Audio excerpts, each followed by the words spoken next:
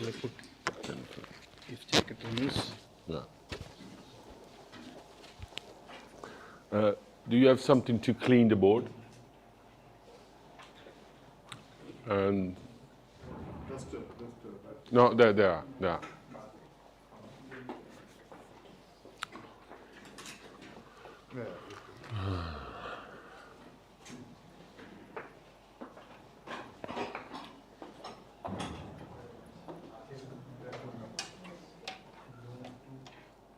Thank you.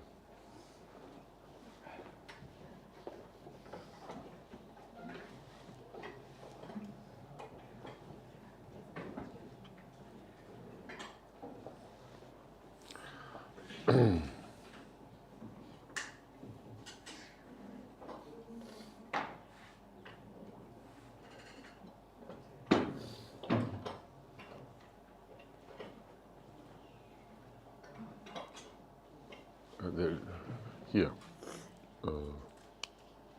No, that was. Yeah. Yeah.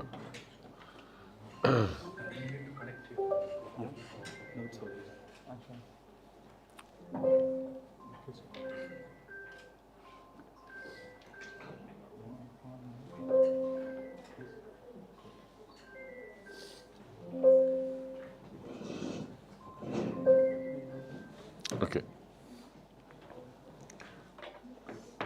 Thank you. So, welcome to the substantial, what I say, part of the course. And in these two first lectures, we will explore the emergence of a complex worldview. In order to explore the emergence of complex worldview, we have to move a bit far in the past. You should ask why complexity began at the, let's say, in the 30s, between the 30s and the 50s of the 20th century, why we should move in the 15th century in Europe in order to understand it. It's a very, very legitimate question because it's a matter of understanding. And we don't understand just the ruling or the scrolling notion about complexity, but we have to differentiate what complexity science, the complex worldview is, from what was before. And what was before is what we name generally classical science. That is, what every science that is containing or that pertaining, presenting the method, what every scientist must follow in order to perform objective science that is shareable for all of us, okay? And then you can ask me about why we don't begin with Galileo or Copernicus, and do we begin with something pertaining to art history? Okay. First remark is, please let abandon your prejudice about natural and human sciences for a moment, because such articulation and such divide come after, very, very after, and let's say come at in the middle of the 19th century, if not at the end of the 19th century. That is, in the long way, in the long run of history, yesterday, or even tomorrow morning. Okay, so at the beginning, science is always mixed with cultural issues. Form of science, even if it is matter of art, natural science, is always rooted in a culture, not only from what perspective concerns, but also, as we will show tomorrow, what quantum mechanics or new logic, new formal logic concerns. That is, in our archaeology of complex science, that is where our complex view come from, we have to distinguish between a radical pointed epistemological analysis that we will lead in the second part of our lectures from the sources of science itself. And the sources, I will take, for me, a very, very known thesis of Edmund Husserl. Science is always rooted in the life world. As the scientist itself lives in the life world, assumes inspiration from the life world, it doesn't mean that the science that it produces or that it performs is subjective, okay? But going deep into the life world or into historical phases of life world help us also to understand what is a pure, if there is one, pure scientific issue, okay? So, second thing, and that is you have to follow me in a performative way. Let's follow me. I'm not only crazy about knowledge, but also about art, and I'm also a painter. I will not show my paintings anyway. You can look on my social network pages. But follow me performing an elementary structure of perspectival painting, okay? So if you go to every kind of museum for modern and contemporary art in the world, from Peking to New York, going to, of course, Rome, Florence, and Paris, you find as golden age painting, perspectival painting, okay? You know, what perspective means and why it's so important for our concerns in complexity science or theoretical philosophy.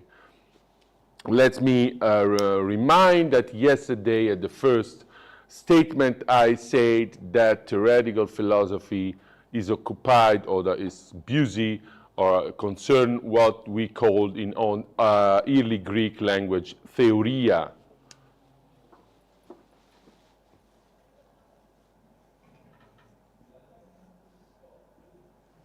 Theoria is vision at first sight. At the second sight is theory. Okay? Theory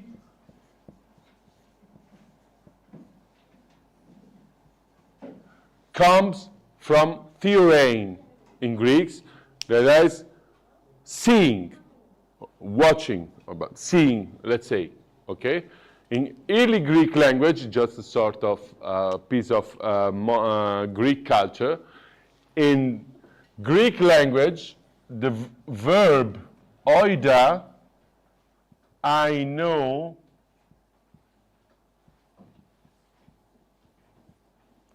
is the perfect of I see.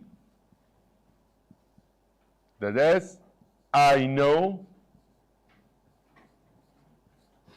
because I've seen.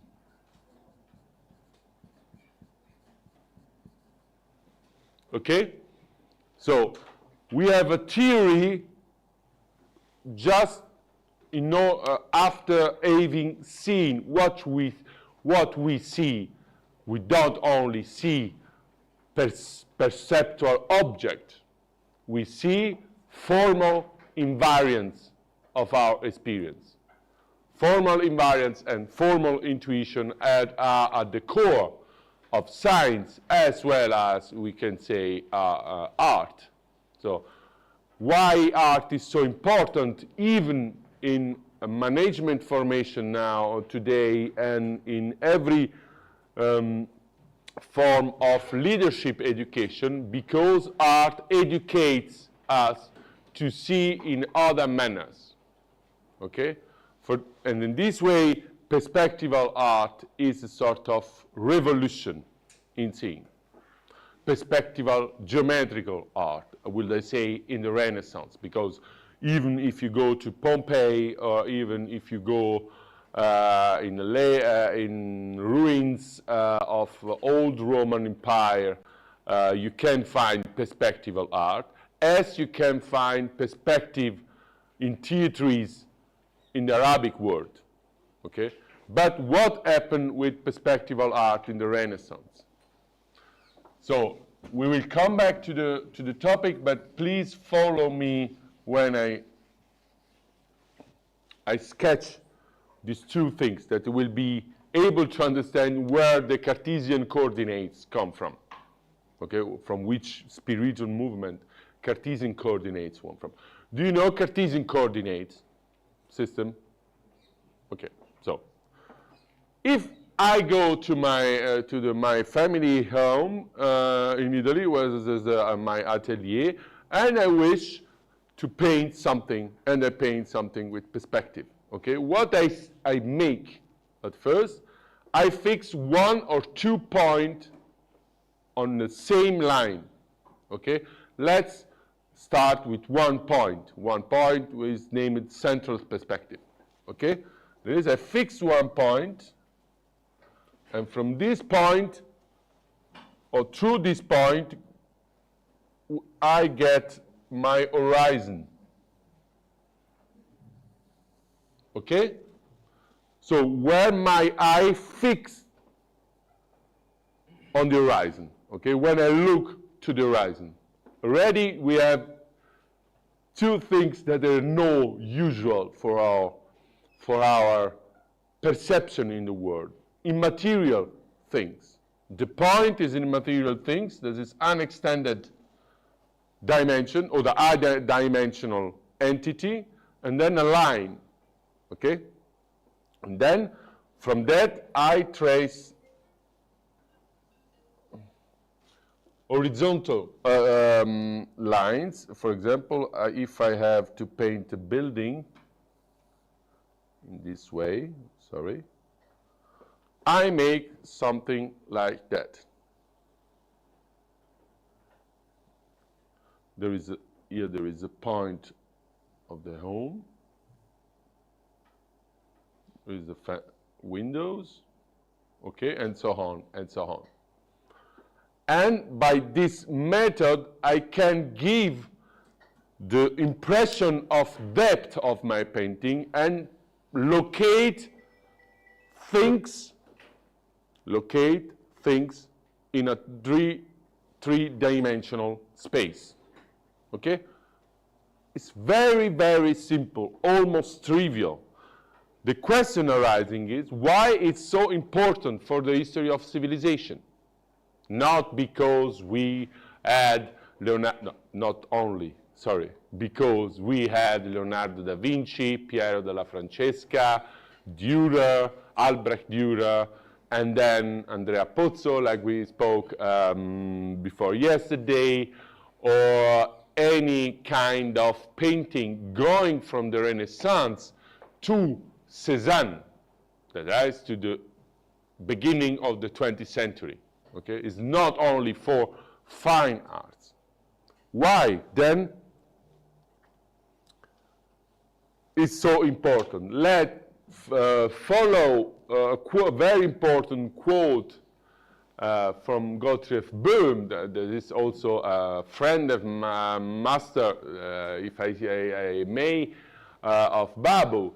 Genesis of modern age and perspective and rise of perspective belong one to another. Okay? We have to do with the genesis of modern age.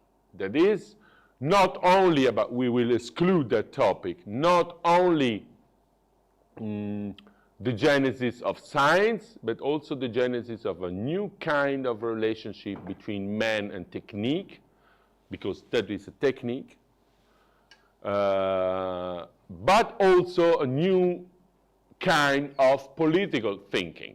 For example, maybe all of you heard about Niccolò Machiavelli, And at the basis of political science, there are traces of perspectival thinking, okay?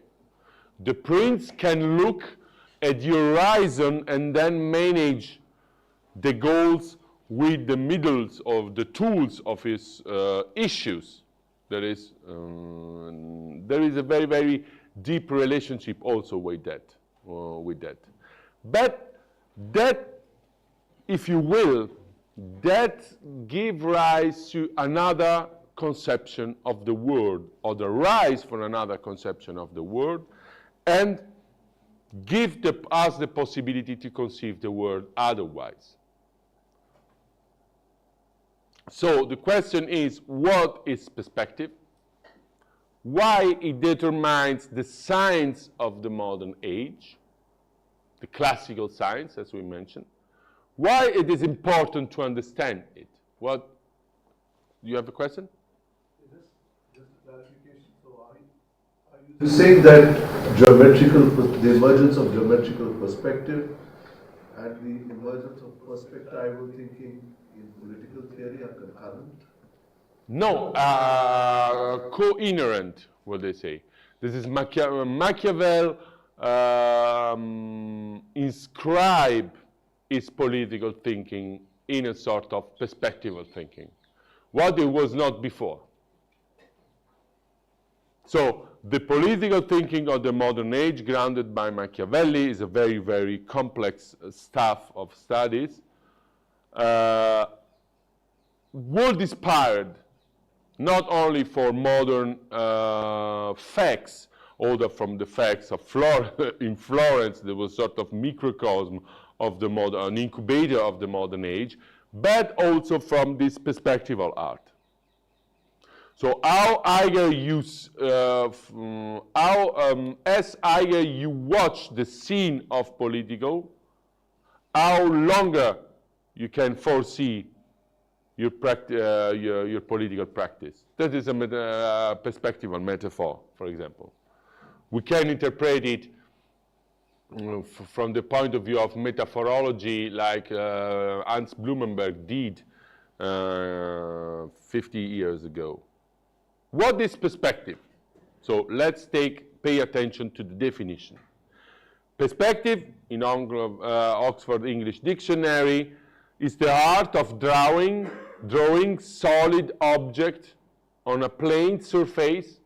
It's very, very trivial and banal. So as to give the same impression of relative position, size, or distance as the actual object do when viewed from a particular point. Okay? That's very trivial. And we have to do with a plane surface, relative, and what is important for us is relative position, size, distance as the actual object do when we view, etc., etc. Once again, Gottfried Böhm, Studien zur Perspektivität. I translated. The evolution of projective geometry put the old doctrine of optical illusion aside. At the same time, perspective as perspectiva artificialis, artificial perspective, so a perspective constructed by a tool, the geometrical tool, becomes the center of the scientific determination of the new art.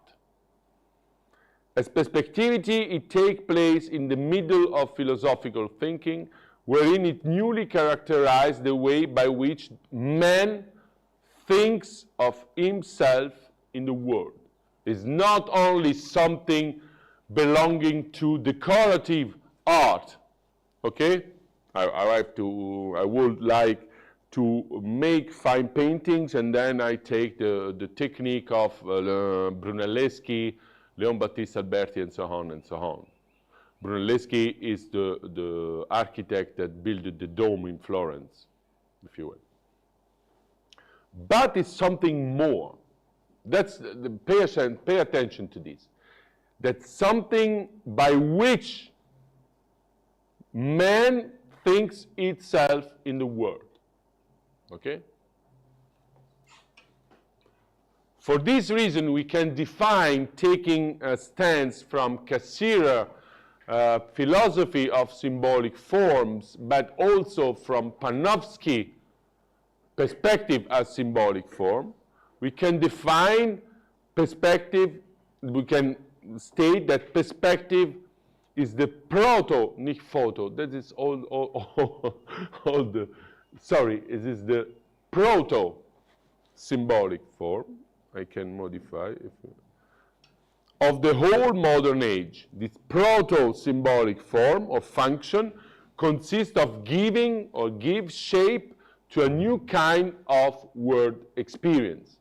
In this sense, in this way, is so important. Okay?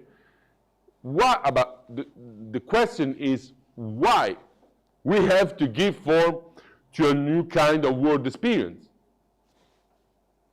The old is not enough, the old is not performative enough. Not really, what they say. And then let's jump to Werner Heisenberg. There is not only one of the greatest physicians of all time and the greatest physician of the 20th century, but also a huge erudite, you know, against the differentiation between science and philosophy. This man, like Albert Einstein, or like Werner Heisenberg, or Niels Bohr, or Erwin Schrödinger, made huge texts about philosophy or world vision. Even confronting themselves, maybe not like yesterday with Indian culture, like Fritjof Capra, but with the Greeks.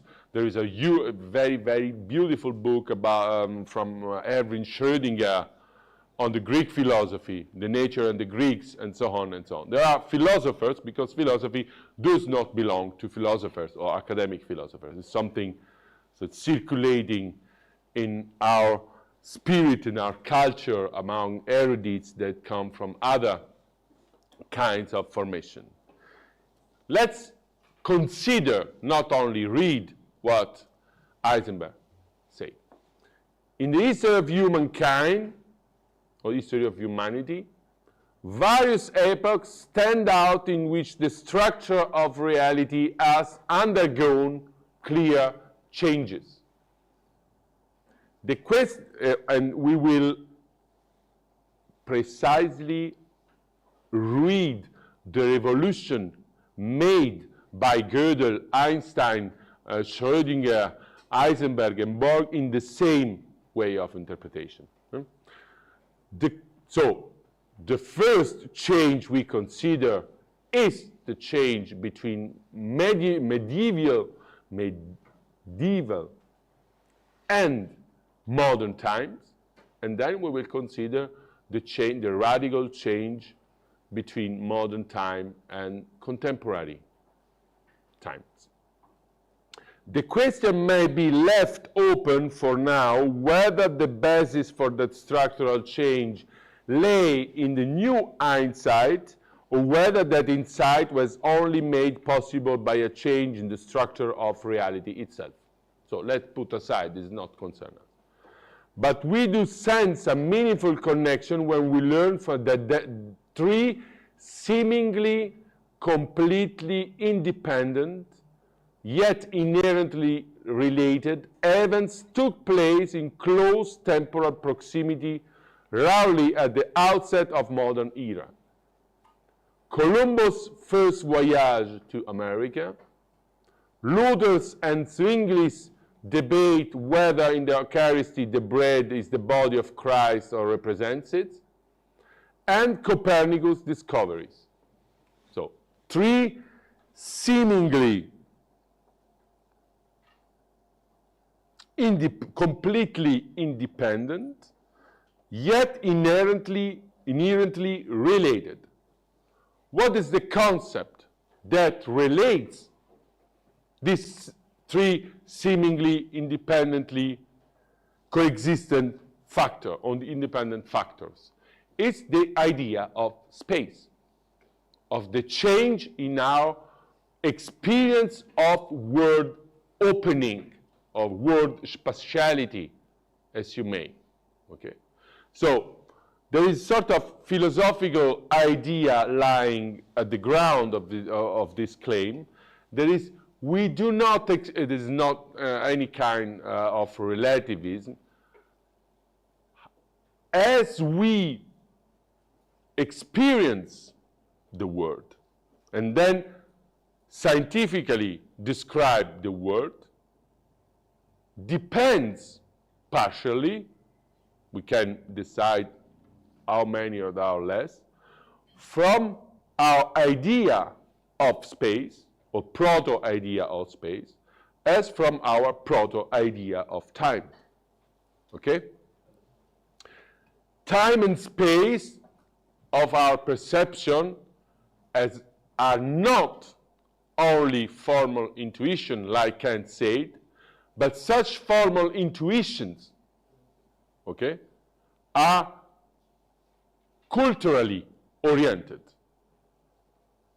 For example, for us, for a modern man, time is a sort of linear coordinate, or space is a sort of framework wherein objects take place.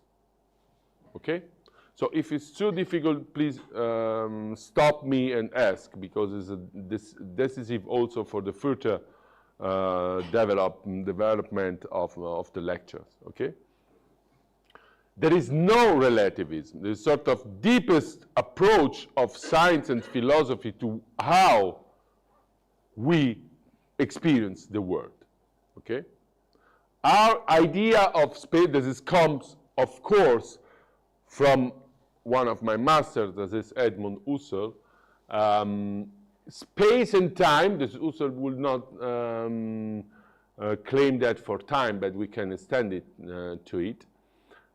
Space and time are not pure forms of intuition, like Kant claimed in the first part of Critique of Pure Reason, but we can implement their formal intuition. They have a genetic evolution.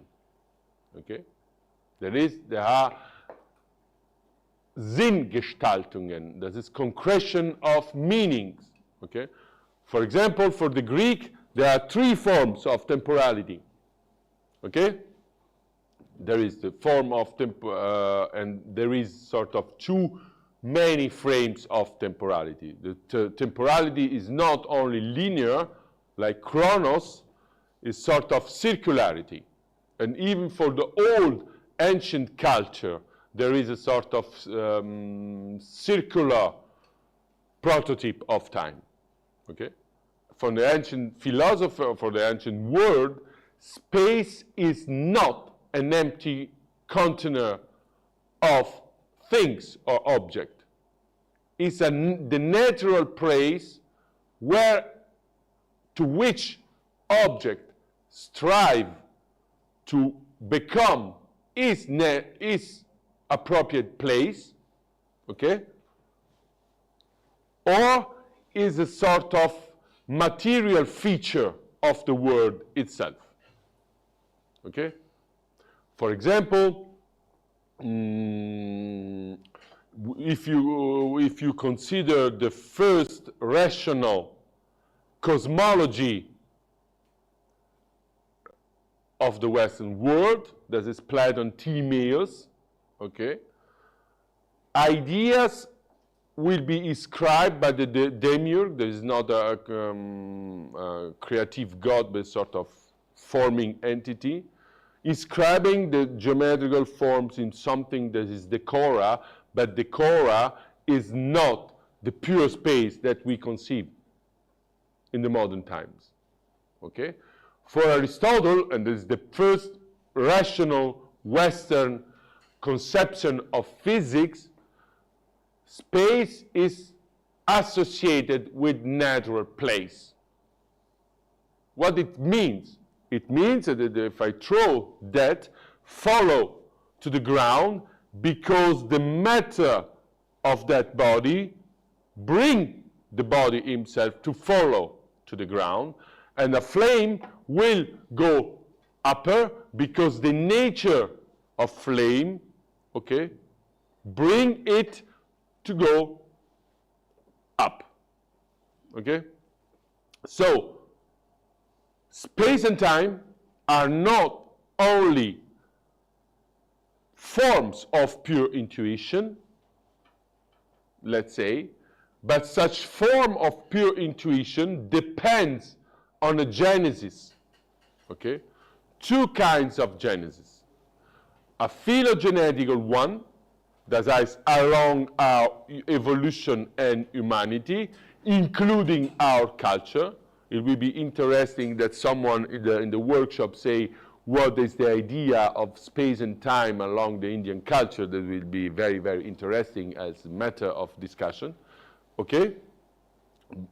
But also ontogenetical, in the sense that we construct, and this is nothing arbitrary, depending on our sensory motoric structure, the space, okay?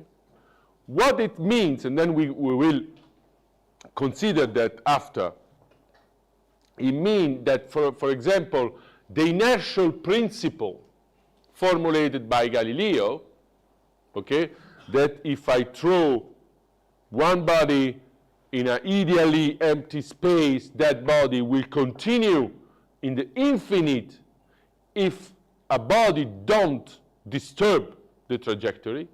What for us now has become trivial is not so trivial. Before Galilei, there is no inertial principle. All bodies, all matters, constituted entities in the world will follow a behavior inherent to its material feature, and depending from the matter from which are built or created, okay? The four elements doctrine, etc., etc.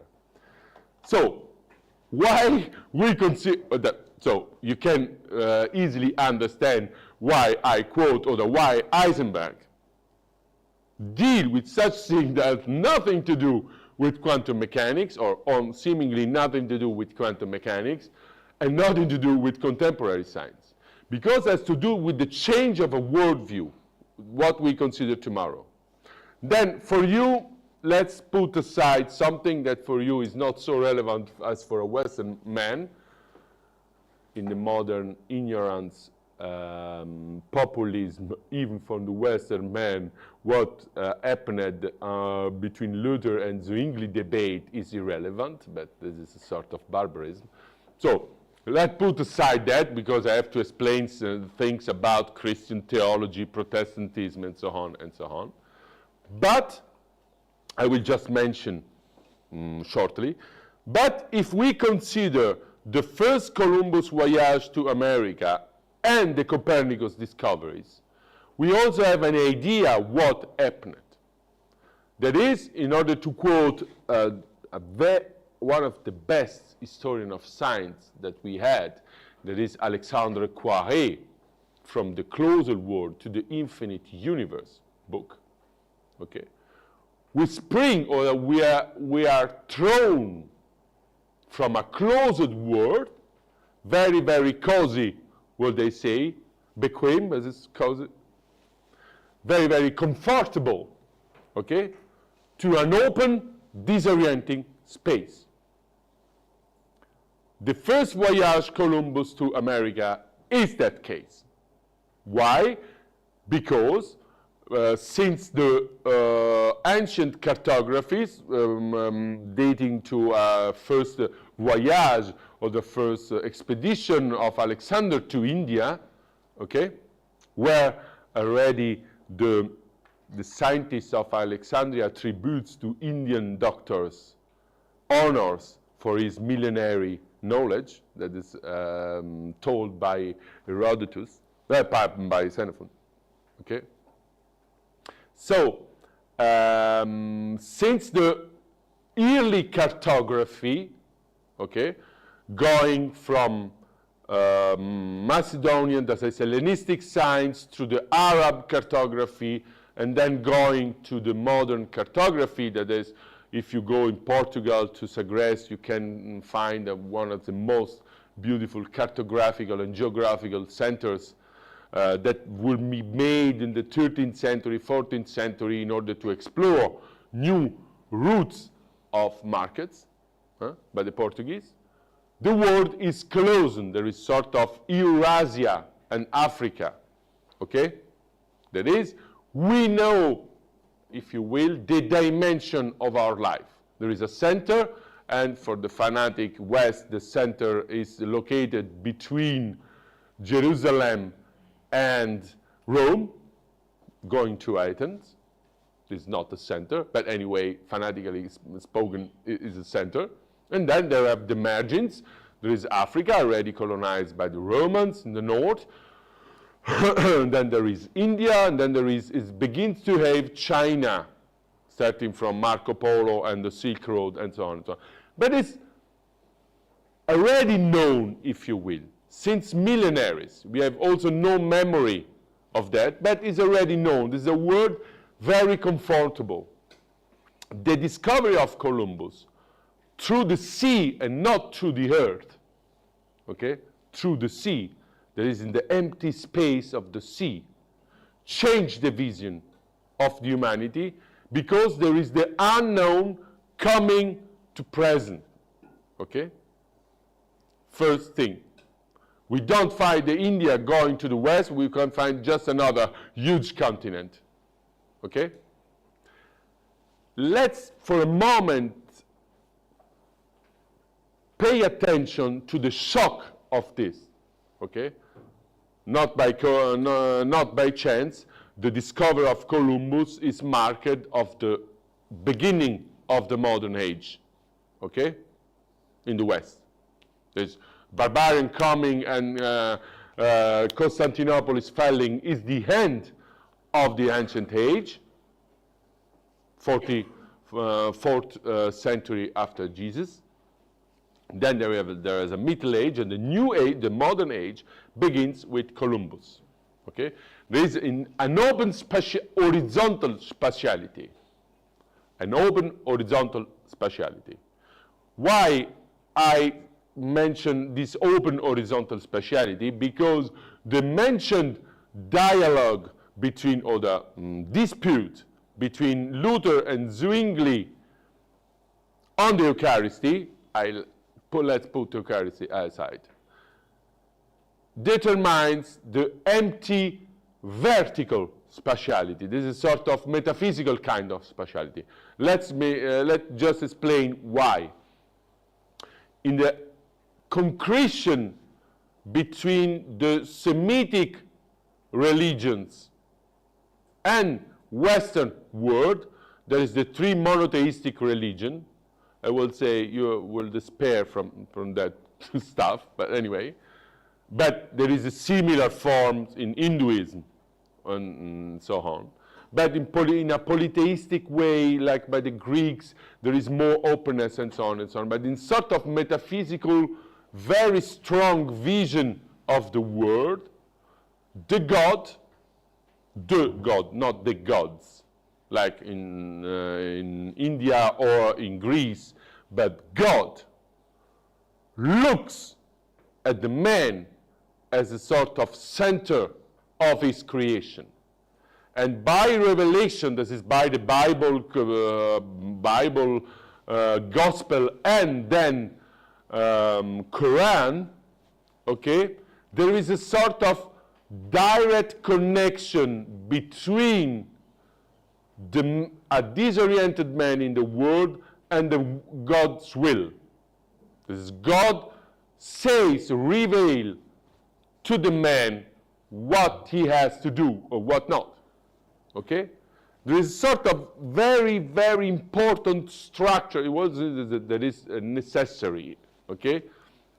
But it's a very, very important structure in order to conceive your place in the world. Not by chance. Today, we have a sort of massive return to classic confession or religion, because in a globalized world, we told ourselves that we need a sort of vertical order. People, let's take brutally examples that we can share everyone. You know that one of the political forces that bring Trump as the neoconservative, maybe you was not already born, but people like Condoleezza Rice, George W. Bush, and so on, Dick Cheney, to the power, was a sort of strong confessional Protestantism in America. Okay? That you can say, you can ask, why, in general, the most secularized, most market-oriented people like the United States turn themselves to the religion? That's happening in the United States, that's happening in Europe, that's happening with the fundamentalism in Arab world. I don't know if it is happening in India, but it is a sort of common reflex that is in face of a homogeneous world, like a global world today, ruled by market. The men, the communities strive, or the communities struggle to find a sort of metaphysical order, because man need, in order to locate himself in the world, an order.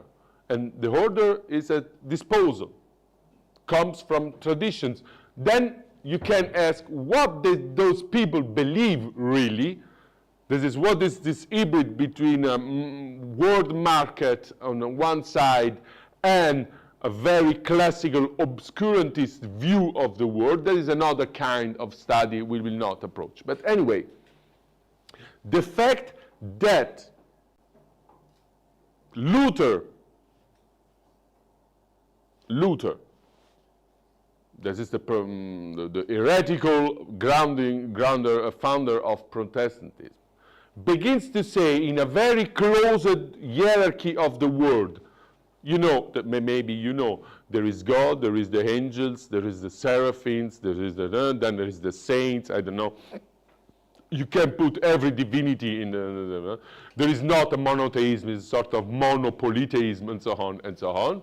Okay, that's come, for example, always already from the Bible. That is you can watch Robert Flood, Cosmic Tree, and this is exactly the same in the Kabbalah, and so on and so on. Luther says, no, wait a moment. We cannot scrutate the God's will. This is a revolution, or there is a shock. What God will is for us unscrutable. As it is unscrutable, why He gives to me the revelation of Christianity and don't give to other the same revelation? And there is a problem that arises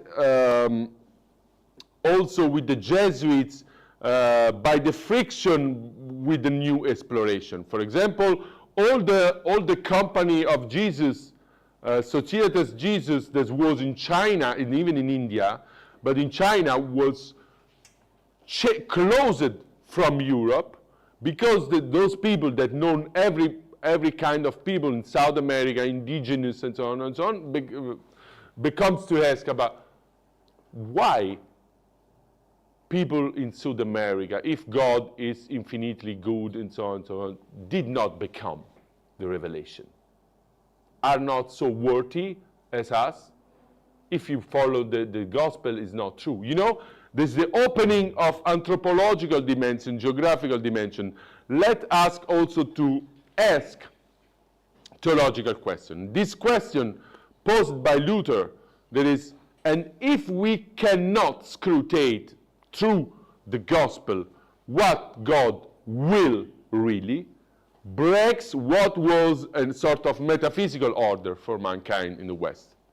So we have an horizontal breaking, that is, widening of our horizon, anthropological horizon, with indigenous people, new country, and so on, Columbus, and then we have a sort of vertical breaking, okay? The man is, as to say, he can't tell to himself what he will, is as to say alone in taking decision, okay?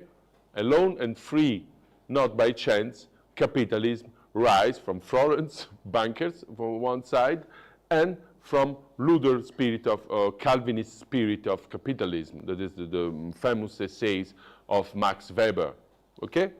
So with twofold breaking. One breaking is horizontal, one breaking is metaphysical. That's concerning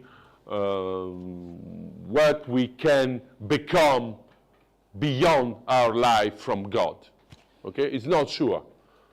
In the Catholic Church, it's sure, and it will be a sort of incubator of corruption. You know, if you pay me, I can guarantee you that you will be safe after life.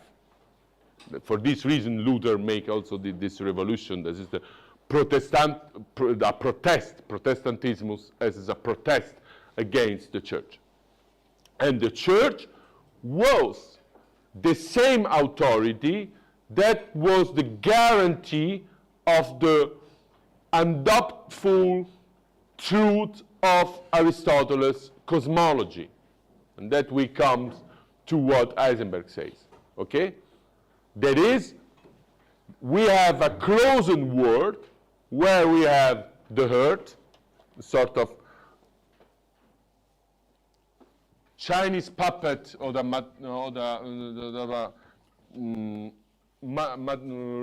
Rus Matryoshka in a cosmic way. We have the earth, okay, well known with this cartography. Here is the man. Very kind sketch, but anyway, allow me, okay? And then there are the spheres, crystal-made spheres of stars. We have the moon, determining the sublunar or overlunar universe. Then there are 7 another spheres, okay, and then we have God looking directly on what the man does on the earth. That is the idea of medieval cosmology, okay? Something linked between anthropology, theology, and science, because that cosmology that was made by Ptolemaios, okay, 3 centuries before Christ, allows to think ourselves as the center of the universe, okay? That's the reason why the third most scandalful, the greatest scandal for a sort of narcissistic humanity, thinking of itself as the unique privilege of logos in the world and so on, comes by Copernicus' discoveries. Do you know what is Copernicus' discovery? We are 1542 in Europe. Copernicus, that outsider, okay, rising infinitely through Italy and so on, taking charge to reconfigure the calculi, astronomical calculi of Ptolemaios, okay, and then make an hypothesis. An hypothesis, that is not a discovery, that is a leap false, this is an hypothesis. That is formulated, if I calculate the orbits, the calculi will perform if I change the point of view and I put in the center not the Earth, but the Sun. There is the switch between the geocentric and heliocentric universe. If you consider Sigmund Freud, der Ungeheuer der Kultur, der Unbehagen der Kultur, was is in English is the... What? 3 difficulties of psychoanalysis. No, this is Civilization. yeah. this is one of the, this is the first damage to our human narcissism, okay? The second will be Darwin evolution theory. The third will be the psychoanalysis itself, okay? You cannot imagine, now we cannot imagine, because we are nourished of science. We are nourished of science, alphabetized by science. You cannot imagine what means for a civilization or a culture that consider itself at the center of the universe to hear not through simple hypothesis, but through a very, very consistent model that there is just a mass of animals pasturing on a little stone at the margin of universe, you know? People were burned once formulated this hypothesis. The doctrine of if you go to Rome, if we will go to party, and if you go to party, you will drink alcohol on the Campo de' Fiori, and in Campo de' Fiori, Giordano Bruno was burned for pretending that there is infinite worlds, that is infinite planets or infinite stars with infinite suns, and so on and so on. Okay, there is a shock for civilization, and there is sort of loss of authority from the side of authority guaranteeing this kind of the world. So, if you will, the change of our view on spatiality is not so neutral and does not belong just to fine art. Incorporate a radical change for humanity. Well, they say a radical progress for humanity, okay? And as consequence on our conceiving the space. So, even following Gottfried Böhm, by perspective and by the rise of perspective at the core of modern world, we had the reformulation is not, you don't need to take a pic because you receive the slides by, on the drive, so it's sort of useful. Reformulation of metaphysical concept in the context of the disjunction relation, there's not conjunction relation, disjunction relation, in sense that of self and the world. That is the loss of narcissism, or the narcissist wound of the new idea of spatiality. From the point of view of idea, from the point of view of appearance manifestation, that is phenomena and phenomenality, of which we were speaking and then by the last question yesterday. Contemplation, that is theoria, or the theory, object, and of course, space. And if you will, perspective anticipate it. Of course, you find saints, virgins, gods, and so on in the painting, but it's not the silent thing. The silent thing that there is just another kind to give to ourselves an idea of the world, to reconstruct the world by another point of view. Okay? A point of view that is mobile, that can be geometrized, and then it can be chosen. There is no fixed point of observation. As there is no fixed point of observation, there is no fixed point or the natural place of the observed. In this sense, we can conceive something like an object as a mobile in space.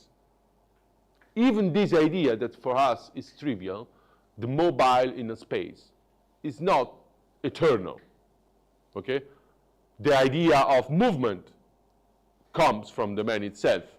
This is the hunter following the animals already conceived the movement, okay? can anticipate the movement, but it's not the idea of mobile in the space. Okay? The idea of mobile in the space needs a change of the idea of the space and the idea of the things, and these things becomes or begin to become an object with a sort of very different thing, with very different stuff, okay? To conceive what we see and so on as things, and to conceive what we think we can imagine, we can idealize as objects is also very different. And let's introduce ourselves to Descartes and so on and so on. But before to arrive to Descartes and to Galilei, it's better to understand where such revolution come from. And then you have, if you will, a simple and beautiful explanation of the thing. You can, of course, consider the angel, consider the Holy Spirit, consider the Virgin, and so on, but the essential of this painting, okay, is that sort of Greek geometrical structure wherein all the figure must take place in order to make sense. Okay? What is not the case for medieval art. Perspectival painting, and that has to do what we said with our radical change of contemplation, okay, of seeing, of vision. Perspectival painting is conceived as a window that is a sort of neutral opening, a window in sense of glass, okay? This is the neutral, transparent openness to reality. And from this point of view, or from this point, we can also conceive the idea of objectivity, okay? Leon Battista Alberti, one of the most genius of architectural art and art, so this is also humanist, said, sketch a quadrangle wherein is supposed to be an open window through which I consider that what is painted inside. The same thing says Leonardo da Vinci, maybe you know better as Leon Battista Alberti, by pretending the painting be a sort of wall of glass, okay? Sort of opening, neutral opening on what is happening. We shall speak of a fully perspectival view of space, not when mere isolated objects, such as houses or furniture, are represented in foreshortening, but really only when the entire, and let me accentuate entire pictures, because entire has to do with completeness of worldview that we will approach tomorrow, has been transformed into a window, and when we are meant to believe, we are looking through the windows as a space. If you look, then I can say more as for religion. If you look at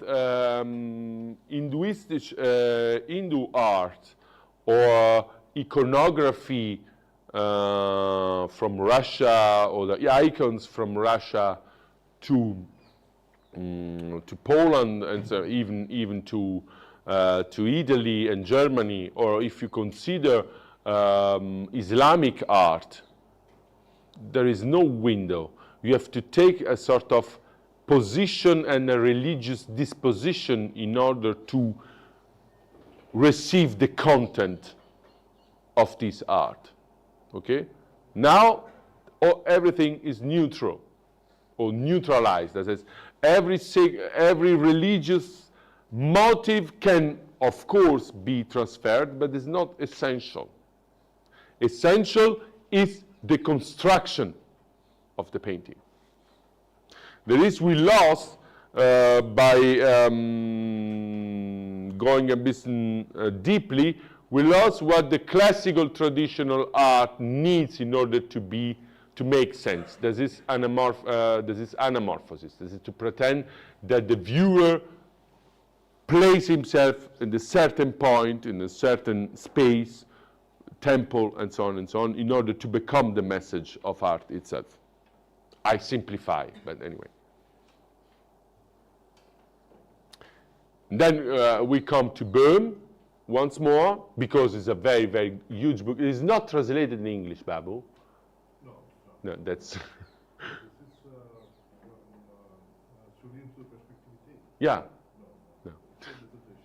Yeah. No translation. That's in this sense, the homogenization of space, that's on perspective, shows a new kind of openness to the world that implies a corresponding homogenization of the object or the things. Okay? Because the things, and we've spoken yesterday even with Babu, sorry, I have to switch back to my perspective.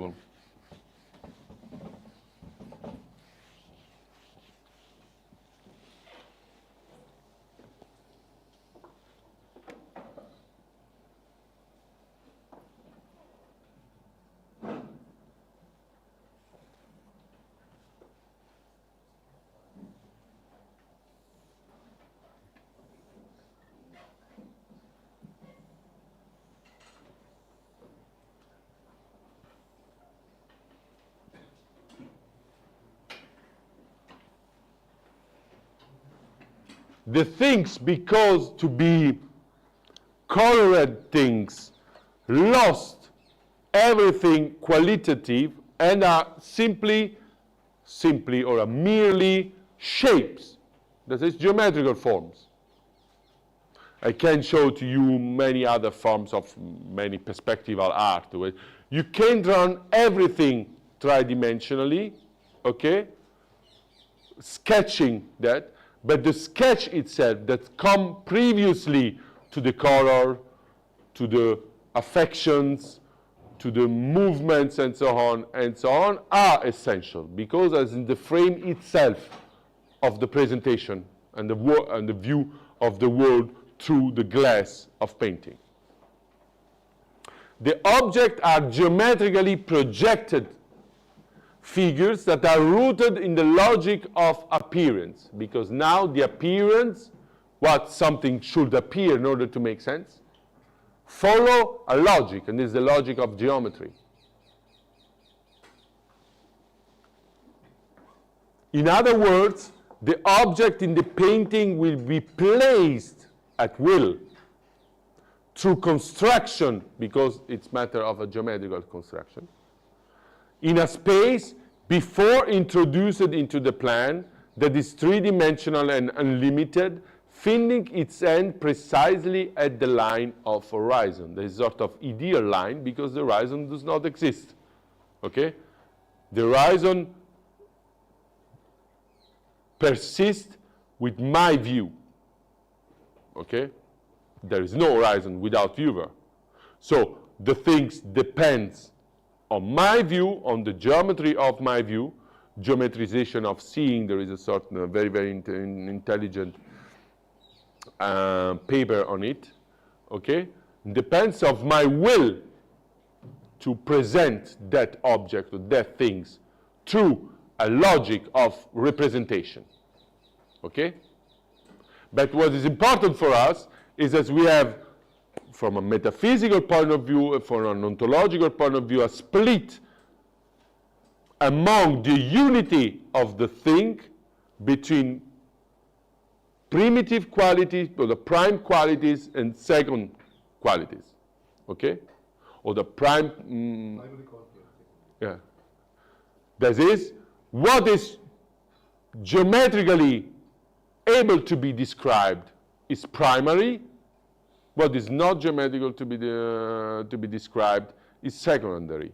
There is sort of split in the thing. If you conceive the thing empirically, okay, the color and the shapes come together. And your body or your brain process even with different areas, then does not interest us. Process the thing and the experience of the thing without putting into this experience a sort of hierarchical order. Okay? Not by chance, postmodern art plays with colors and deconstruct the perspective. Okay? Starting from Cézanne, for example. But there, even by Cézanne, there is not the things that the man could not draw perspectively. Of course, there is a choice. What Picasso said, Cézanne learned us everything, learned to us, the young avant-gardists, everything, is because Cézanne made the gesture to inverse that priority installed since 3 centuries or the 4 centuries in our world perception. And the color counts more than the shape. The colors counts more than the place, and so on and so on. Reality, even following according this sort of studies, is geometrized because geometry is the filigree of reality. You know what is the filigree? Is if you have a paper, there is a sort of Chinese technique, token from the West, from one of my town I lived for 8 years. So that you put a sort of image into the paper, and when you look at the sun or through the paper, you can see the image itself. Okay? It was made also for royal papers in order to certify that was from royal printing, and so on and so on. Geometry is in the stuff itself, on the surface on which we can depict every form of things. But come first, and not at the same time. Coming first and not at the same time means priority of the formal over the material, of the quantitative over the qualitative. It represents its framework, it determines the form and the character of any objectivity, Gegenständlichkeit, appearing in such space. The geometric, what we call das Geometrische in German, as framework of reality lies on the background of reality, where the empiria, that is the simple or a mere experience, perceptive experience of things, cannot put its view. We cannot, for example, and this is a very, very interesting question posed by Wittgenstein in his wonderful work. Have you really seen something moving itself to the infinite? Have you ever seen something moving itself inertially in the infinite? Because the idea of Galileo, it was a sort of true thought experiment. Okay? That is what the revolution are made. That is looking through the present in order to foresee the future, or see the real structure of the world. You have never seen something moving through the inertial principle. For this reason, disoriented people that cannot see through is our mere perception, or stomach, or eating, or smelling, and so on, turn back to earth-flating hypothesis, turn back to ancient cosmologies, and so on, because they pretend and never have seen something like the earth moving around the universe. No, sorry, I am wrong. Wittgenstein said, have you ever seen the earth moving around the sun? Or we can translate, have you ever seen an inertial principle? No. Your empiria, what was linked to Aristotelian cosmology, show that every kind of matter go to its natural place, that the qualitative and quantitative are melted together without priority. By Aristotle, quality and quantity are two different categories. So in Aristotelian science, if I say that the table is black or the table is 20 centimeter, 8 centimeter long, are two equivalent statements from the point of view of evidence, and so on and so on. So now, by this, or by the revolution starting by this, the geometric as framework of reality lies on the background of reality where the empiria, that is the mere perception, cannot put its view. It's what we can be viewed or grasped only by our mind. Sola mente, that is one of the most decisive things of Galileo.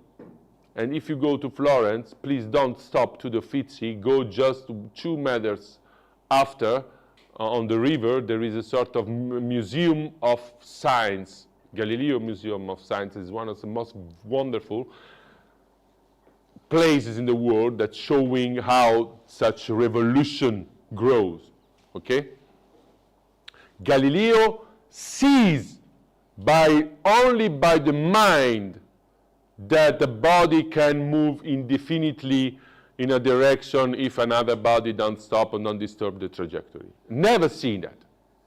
As Copernicus has never seen that the Earth moves around the sun, because it's impossible. Okay?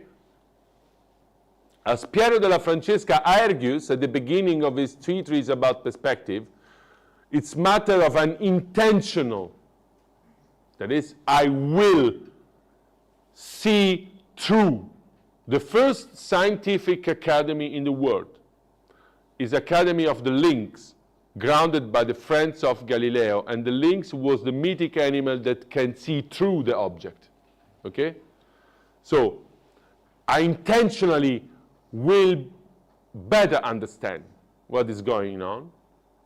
Technical, I need of a technique from perspective by painting to the machines of Galileo in order to describe the isochronistic movement and so on and so on. It's a very, very interesting thing. Of his treatise about perspective, technical but nevertheless radical abstraction. Colors will be, so to speak, desecrated. In other words, it's matter of a reality produced, and that has to do with the modern world. Homo faber fortunae sue. That is, the man is the maker of his own fortune. Of, if it's destiny, but fortuna is as well destiny as his fortune. You know?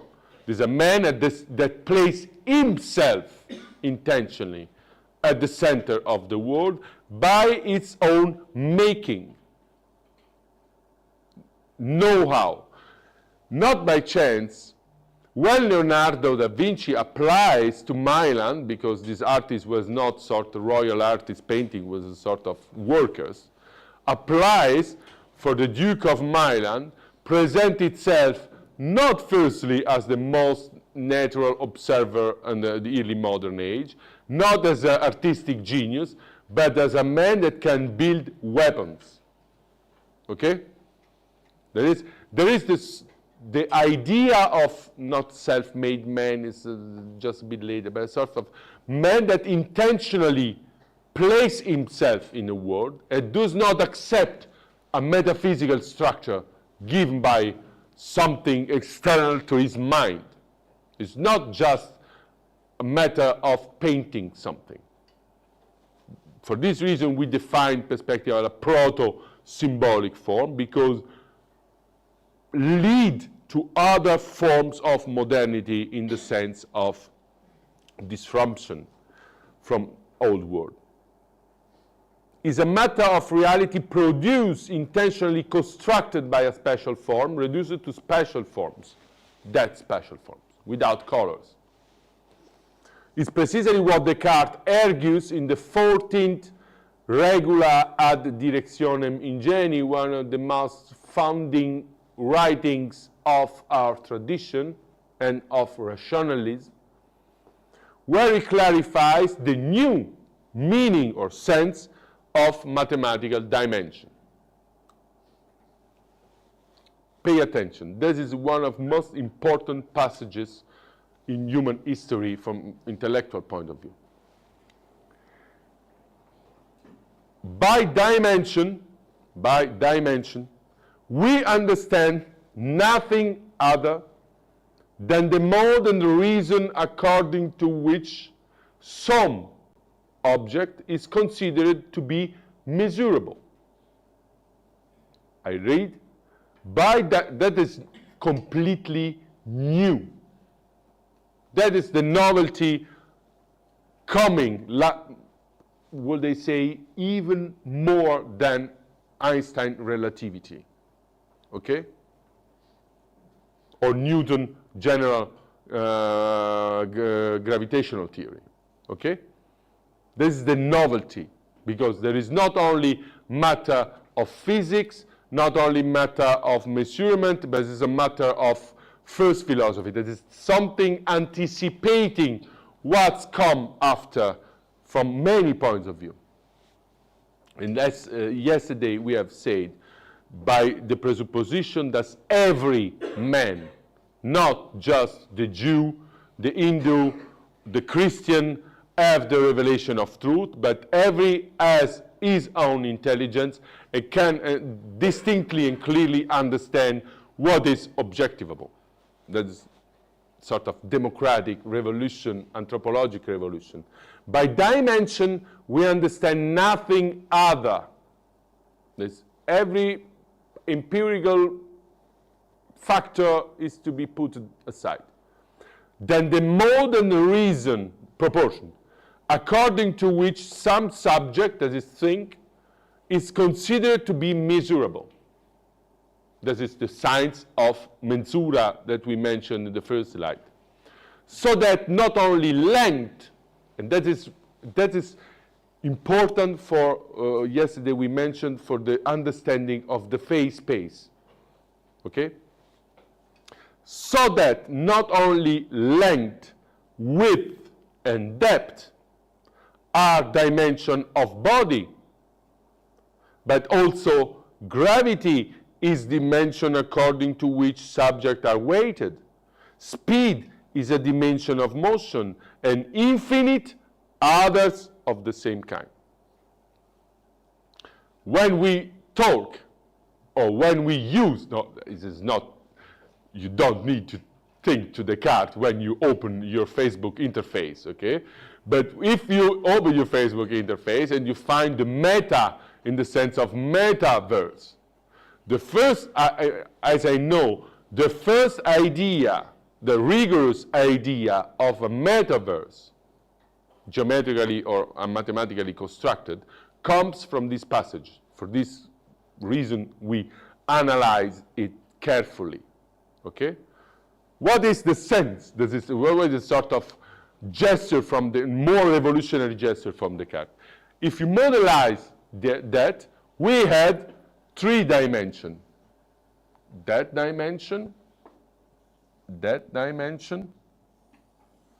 that dimension, okay? What Descartes says, not only length, depth, width, length, and depth are dimensions of body, okay? But also gravity is a dimension according to which subjects are weighted. Speed is the dimension of motion.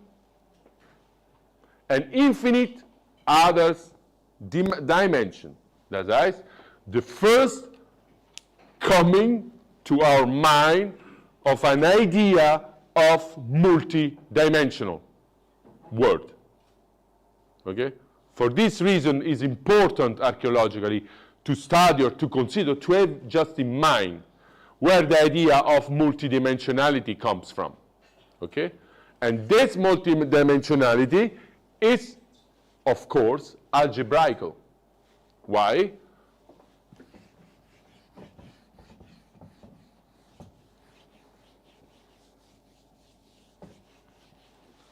Sorry, that we go slowly. If you don't understand, we can. If I, sorry, that is no longer positive, but anyway. If I will not only think a multidimensionality, but handle with multidimensionality, okay, this is just a draw, but anyway.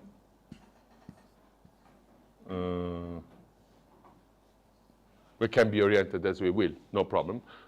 That's is false. Okay?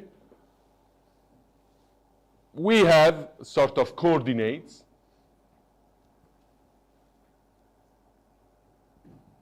And so on, and so on.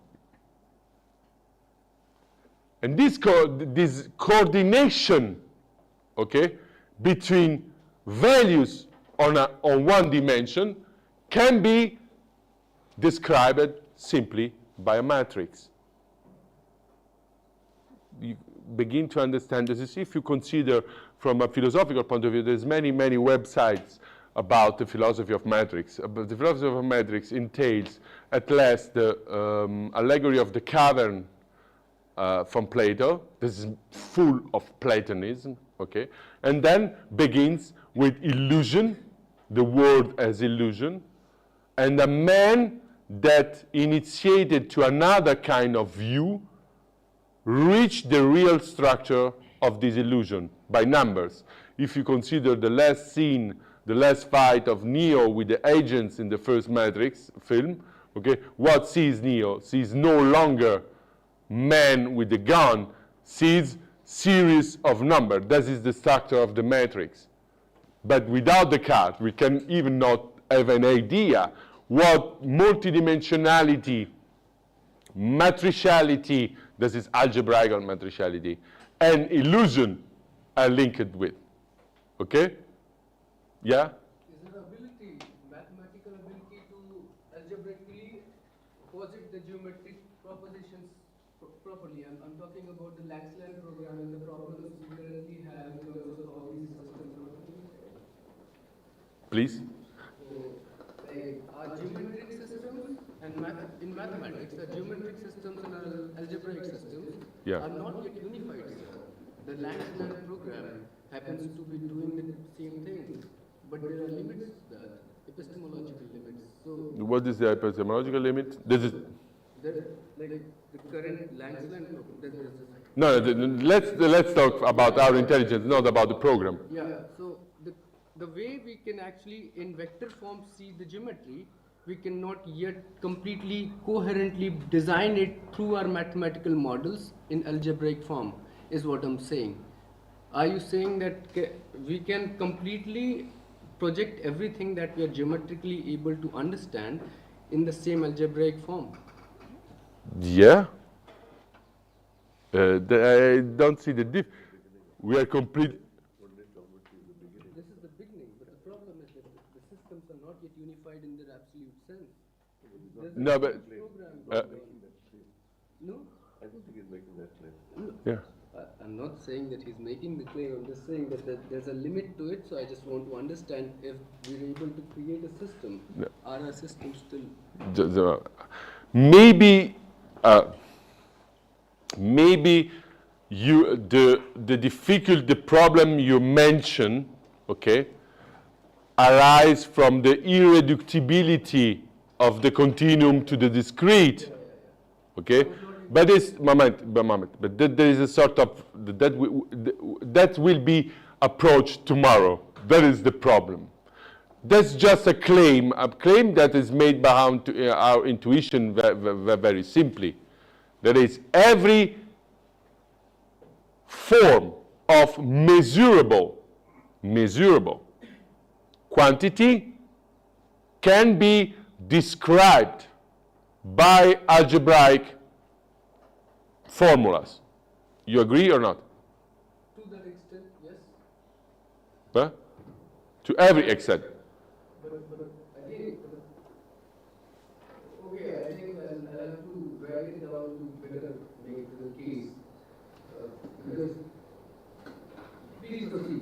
No, in the sense that if a system cannot reproduce what we do with our intuition, it's not a sort of refutation of the claim. It's a limit of the of programming. You know, that's, you can say why, because just to us is not clear why a continuum lets reduce himself to a sequential discretum. That's the problem. That's the problem we will speak tomorrow. All the parts of our intuition What? programmable. Can we program every part of our intuition or our consciousness? No, but that is not a claim against the possibility, because we can calculate it. You can't, let me clear. We can't, even without involving computing system, reduce the continuum of intuition to a discretum of sequential numbers. That's clear. That's we will say tomorrow by Gödel. That's the limit. But it's not a sort of objection to the claim, because there is not a matter of explain deductively the continuum. Okay? It's sort of transferring the seeing continuum of the measured continuum to the sort of general calculus.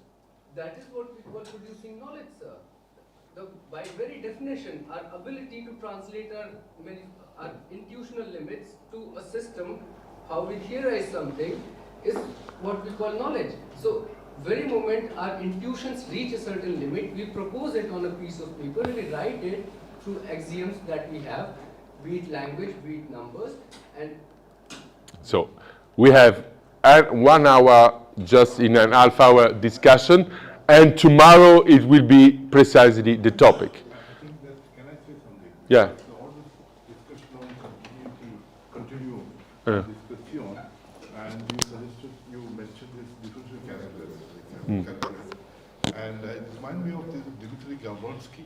Gavronsky, you studied under Cohen and Natov in Marburg, who wrote a dissertation on the, on this topic. Actually, I forgot it. So there, it's not just our intuition, and I won't say that it's the limit of our intuition or anything.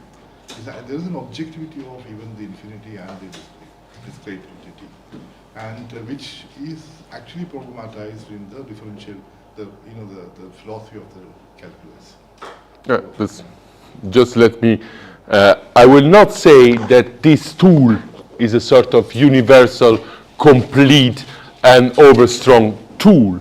It's just the founding revolution of science. Okay? Now we know that it is impossible to reduce, because we have two different Cantorian ordinals, and then no matter what, we cannot reduce continuum to discretum. But the power of this intuition, okay, is that we can obtain a general formal language, that is algebra, okay, and implement itself directly with geometry, that is the gesture of the card, in order to describe the world. Then the limits comes after.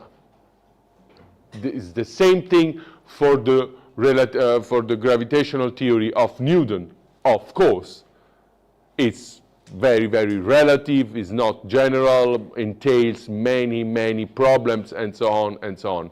But it's the case that if we will computing in quantum mechanics, we use even a more raffinated form of tensor and so on, that form.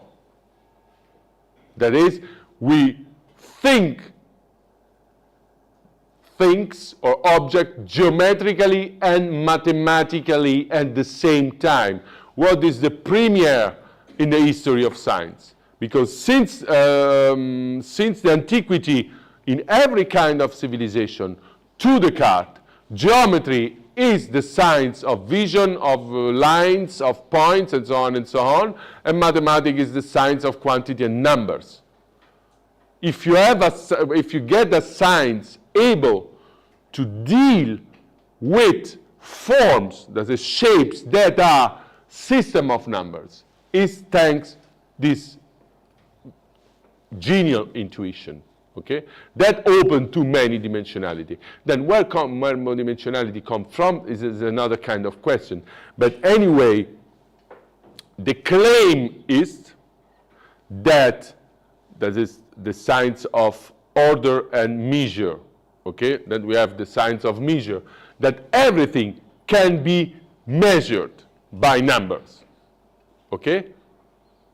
If you know, maybe you know, there is a very, very good movie, the genial movie from Darren Aronofsky, one of the first, that is, the title is P.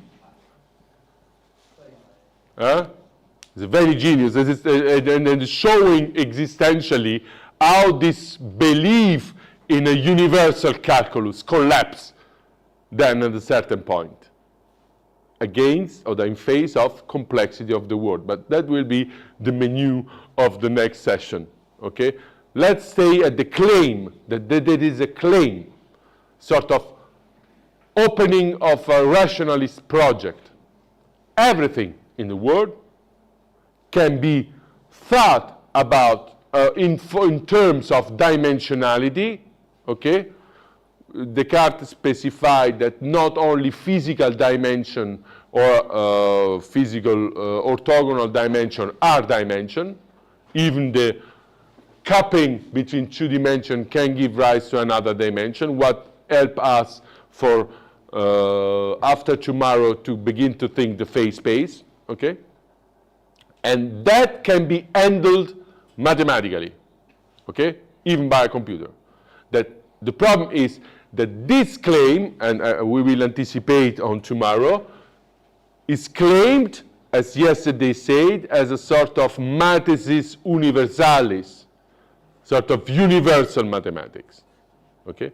That is the modern world. It's not longer our world because we encounter some problems, but it's the claim, a very, very revolutionary claim, because instead, we had also Priester, very erudite Priester. You are not imagine that the people of Inquisition as the same as the monk on the name of Rose with Sean Connery, people that was processing Galileo were the high cosmologists, and they was knowing that Galileo was right. So, a priest referring to a theological authority, or referring to the Bible or to Aristotle in order to find the source of evidence of any statement. You know what jump, what progress we had. Now there is no authority, there is no privilege of one man on one other, of one religion on one other, and so on and so on. There is no mere calculation. Leibniz, there was one of the great genius of the history of mankind, all-inclusive, okay, all-inclusive, said or that dreamed of a science by which every problem could be solved, okay, sitting on the table and let's say, by saying, let's calculate.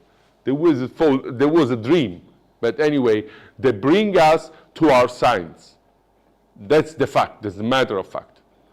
Descartes was perfectly conscious of the limits, philosophical limits. But the problem is also the creator of this point of view. Because before Descartes, yes, we have Viet and so on and so on. But before Descartes, geometry, that we have not universal mathematics because geometry and algebra are two different kind of branches of the same science. by this homogenization, by this genial intuition, everything can be handled together. Okay? And if you, for example, consider the Hilbert space in the quantum mechanics that we will be mentioned together, it works. Not completely. Yeah. But again, there also comes a problem. When we try to measure the quantum systems, how do we really tend to measure them? Through our photo systems or thermodynamic systems? So, am I making sense, sir? Am I able to say? No, but it's already on the plan. Yeah, yesterday you told us about the image part. That was very interesting. What I'm trying to say is that though our scientific limits have a certain very interesting things, yet for them to be able to be explained, for us to be able to explain our own scientific processes of all that is happening in the technological paradigm, it's not easy with our current language system, with our current modeling systems which we have to emit that knowledge. Yeah, but in what that's put in question what Descartes said. It's not putting a question, it was based on your statement when you say that our quantum systems are fully capable. Quantum state. Our quantum state systems are fully capable of simulating a reality through which we can actually space out or map No. out a vector space. I didn't say that a quantum system by vectors and Hilbert space can simulate the reality. Okay? In the description of reality that is necessarily incomplete for a quantum system, we use instead that language, and we can recognize that our simulation or description of quantum system is incomplete on the ground on this language, or on the very elaborated version of this language. This is, you know, even the problem arise, or for example, the apories, the contradiction arise from that intuition, not only the possibility of further description. The question is it the limit of our intuition or is it the limit of the system through which we manifest our intuitions onto explainable world? It depends from our capability to build a machine that's go over our intuition, but there is sort of fantascience. There is, I agree that for infinite computing or for nets of computing there is so hyperbolic, it can be easier, but let's be not too enthusiastic on it. It's not said that in before that we arrive to deal with what our intuition, our mathematical computing is not able to deal. That's okay?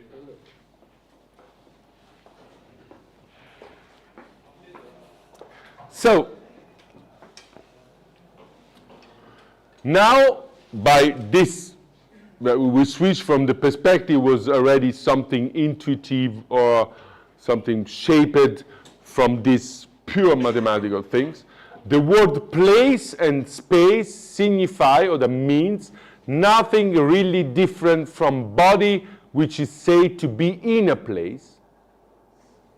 There's not another entity in the world. Merely designate its magnitude, figure, and situation among other bodies. So we can conclude, say Descartes, that there is no fixed space, no fixed and permanent place for anything in the world except insofar as it is determined by our thinking. Okay?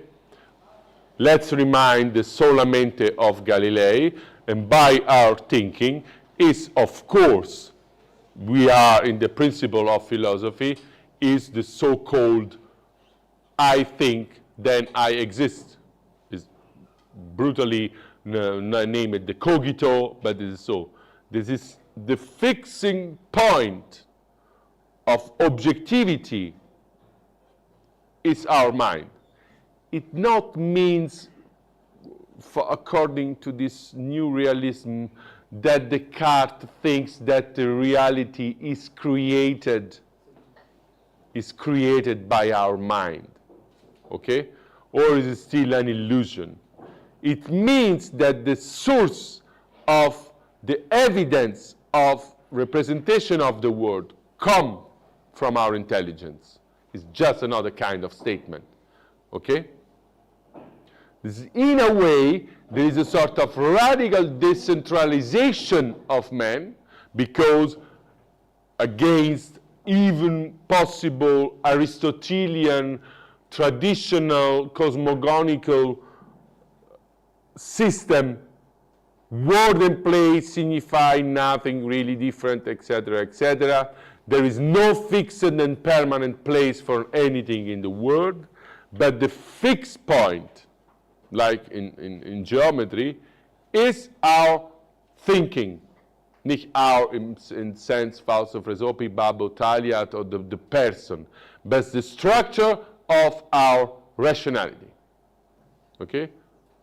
Describing mathematically the frame wherein the world can be scientifically pictured.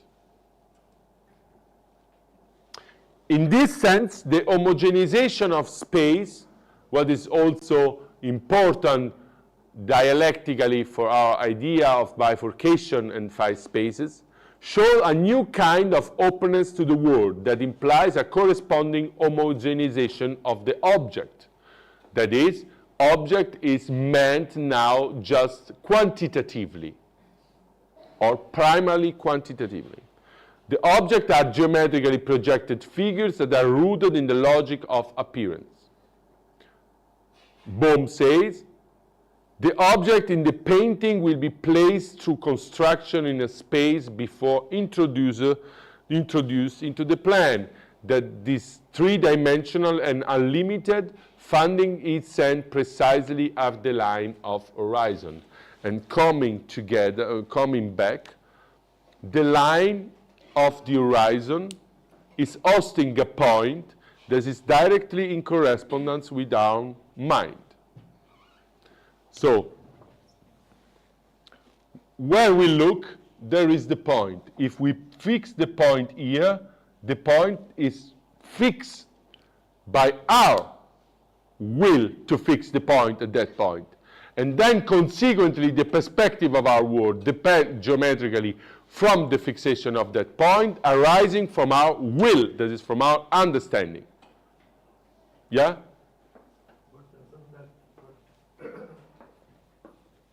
Doesn't that give us a kind of presentiment of the idea that space itself is not absolute long before Einstein? So Descartes was a very, very, very intelligent man, and like every intelligent man, even Newton, touch but not approach frontally the idea of absolute space or not. So I was because the idea of absolute space is metaphysical. So I'm not one of those think that Descartes is more naive as Newton by not claiming that the space is absolute. But it touched the problem for sure, and it can no answer for it. For example, there is a point in the new discourse by Galilei. Then Galilei asks, are the pair numbers less than the natural numbers? This is a sort of genius question that arises 3 centuries before Cantor, okay? And they say, no, that question cannot be asked, because there is no time for ask the question. The question comes when the horizon of questioning is in a certain way made in order to recognize the question as meaningful and not as meaningless.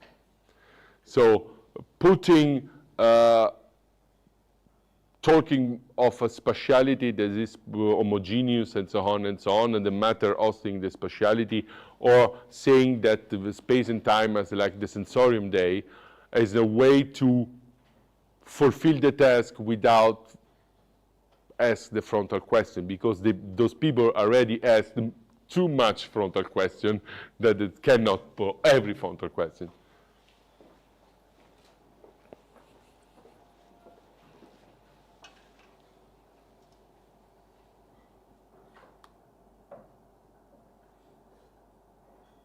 So now let's join, is where we are perfectly in time. Let's join where precisely these claims begins to be problematic. Okay? In a writing that make echoes to his writing on Cézanne and perspectival art, a French philosopher, Maurice Merleau-Ponty, in a notes on the last book, this is something prospective for the future, then it's, he died for heart attack, says something very, very important. Let's take, we are in the middle, this is in the 60s, sort of almost in the 60s, last century. Take topological space as a model of being. The Euclidean space, like perspective, is the model for perspectival being. Okay? And when we take Euclidean space, we take also those spaces that are many dimensional but also linear. That is, the Euclidean space is not a tridimensional space, is a space in which the coordinates are linear. Okay? The Euclidean space is a bit difficult, so let's take the last 10 minutes in order to comment it. The Euclidean space is the model for perspectival being. That is, once more, perspective and geometry are linked together in a Euclidean point of view. It is a space without transcendence. Why without transcendence? We have already explained, because everything can be put in the space and modeled by the geometrical arithmetical rule of the space. In this sense, there is no transcendence. Positive, because it's representable. Network of straight lines, and what's important is for us is straight more than lines. Parallel among themselves or perpendicular according to the dimension, which sustains all the possible situation, underlying appropriateness of this idea of space and of velocity, movement, time, with the classical ontology of the ens realissimum, that is God, of the infinite entity. At the opposite to this space, the topological space, on the contrary, is a milieu in which are circumscribed relation of proximity, of envelopment, etc., is the image of a being that, like Klee, a postmodern painter, touches of color is at the same time order than everything and of the first day, that the regressive thought runs up against without being able to deduce it directly or indirectly by choice of the best. What just you suggest? This you think already in the sense of a postmodern sense of geometry. Why we think, or why Merleau-Ponty can claim that? Because in between we have experienced the limits of these claims, the limit of the universalities of the matrices. But what is important is that we understand the limit of that matrices, or the limitation of the universality of these matrices, only by working in these matrices, not regressing to a sort of prehistorical, pre-scientific dimension. What is sort of what I mentioned yesterday, asset of science that shows, like you said, its capacities and its limits without scandal. Okay? When a system, for example, I mentioned the Ptolemaic system, okay, and at a certain point, in order to, because astronomers, all still astronomers, they try to solve problem and to fulfill good description. At a certain point, the people imagined that the planet was moving, were moved on a sort of crystal sphere, okay? When comes Tycho Brahe and says that the comets go through, and we cannot think the perfect sphere like an emmental cheese, okay? The system collapses. So the system, and it always was says Thomas Kuhn, is no longer able to support inner criticism, okay? What is the difference between old vision of the world on one side and modern science on the other, and modern philosophy on the other side? That is, rationalism is able to notice the limit from inner of its apories, does not collapses. People that say, okay, it's enough with rationalism, it's enough with Descartes, it's enough with Kant, or with Newton, or with Einstein, and claim just fakes because they have to show us what is the alternative. So, modern science is able to let us understand what is stay beyond the paradigm. That is what it could be a science without that metaphysical presupposition. A system, metaphysical system, cannot show us what could be this system without the metaphysical presupposition. Okay? So, working on Descartes, for example, or Newton, or Lagrange, Hamilton, whatever you want, what Einstein made, or what the quantum mechanics made, okay? Or working on logic, formal logic, people like Heisenberg, like Einstein, or like Turing can see beyond by maintaining a certain method and erasing metaphysical presupposition, okay? That is the qualitative difference, okay? Because there is a sort of opening to something coming further by simplifying, by amending locally, and so on and so on.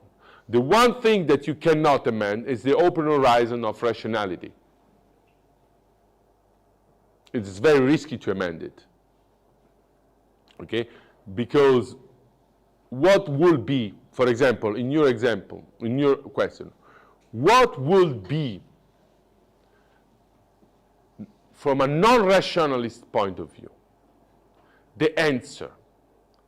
The answer will be that the machine have a most powerful soul than human. A sort of post-humanist superstition is not, it don't help us to build computing machine, it don't help us to send satellites, to analyze particles, and so on and so on. And everybody has his own superstitions. Instead of, for example, for this complexity science that is quite different from modern science, the open horizon of discursivity remains the same. By working on the aporia, by working on insolvable problem, or by working otherwise what before appears solvable problems, by new question become a solvable problem. Okay? So tomorrow we will experience the end of the story. That's a such claim, very sublime and romantic, as its limits. Okay? And from those limits, these limits arise the science of complexity. Stop. Yeah, we break for 15 minutes. There's high tea outside, and Then start the discussion. yeah, and then there will be a Q&A session.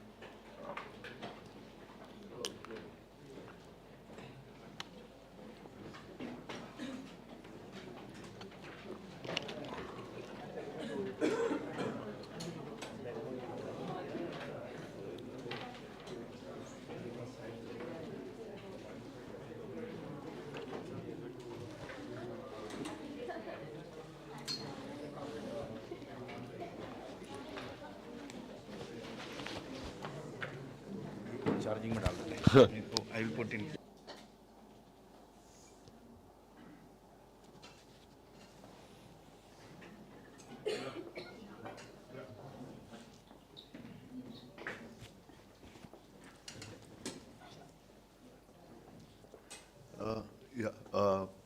So one is a comment, and I'd like to comment on the comment, and the second is a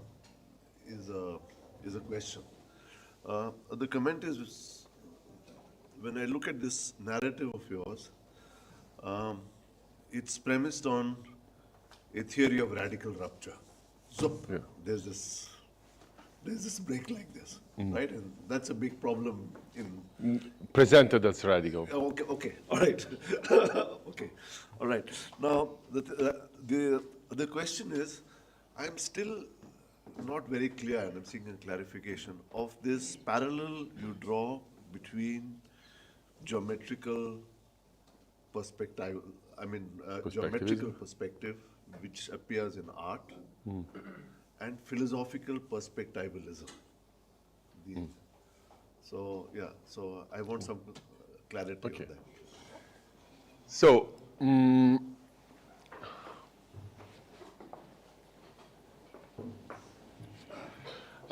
the first point about presentation, I will not use the narrative, but presentation about radical rupture and or progressive rising of something new.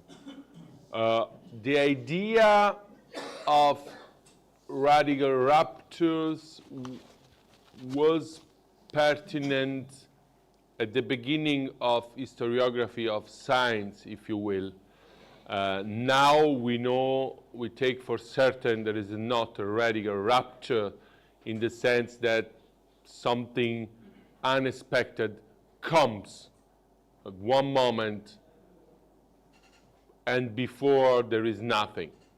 So, for example, let's take that there is a huge bibliography on the genesis of this kind of revolution.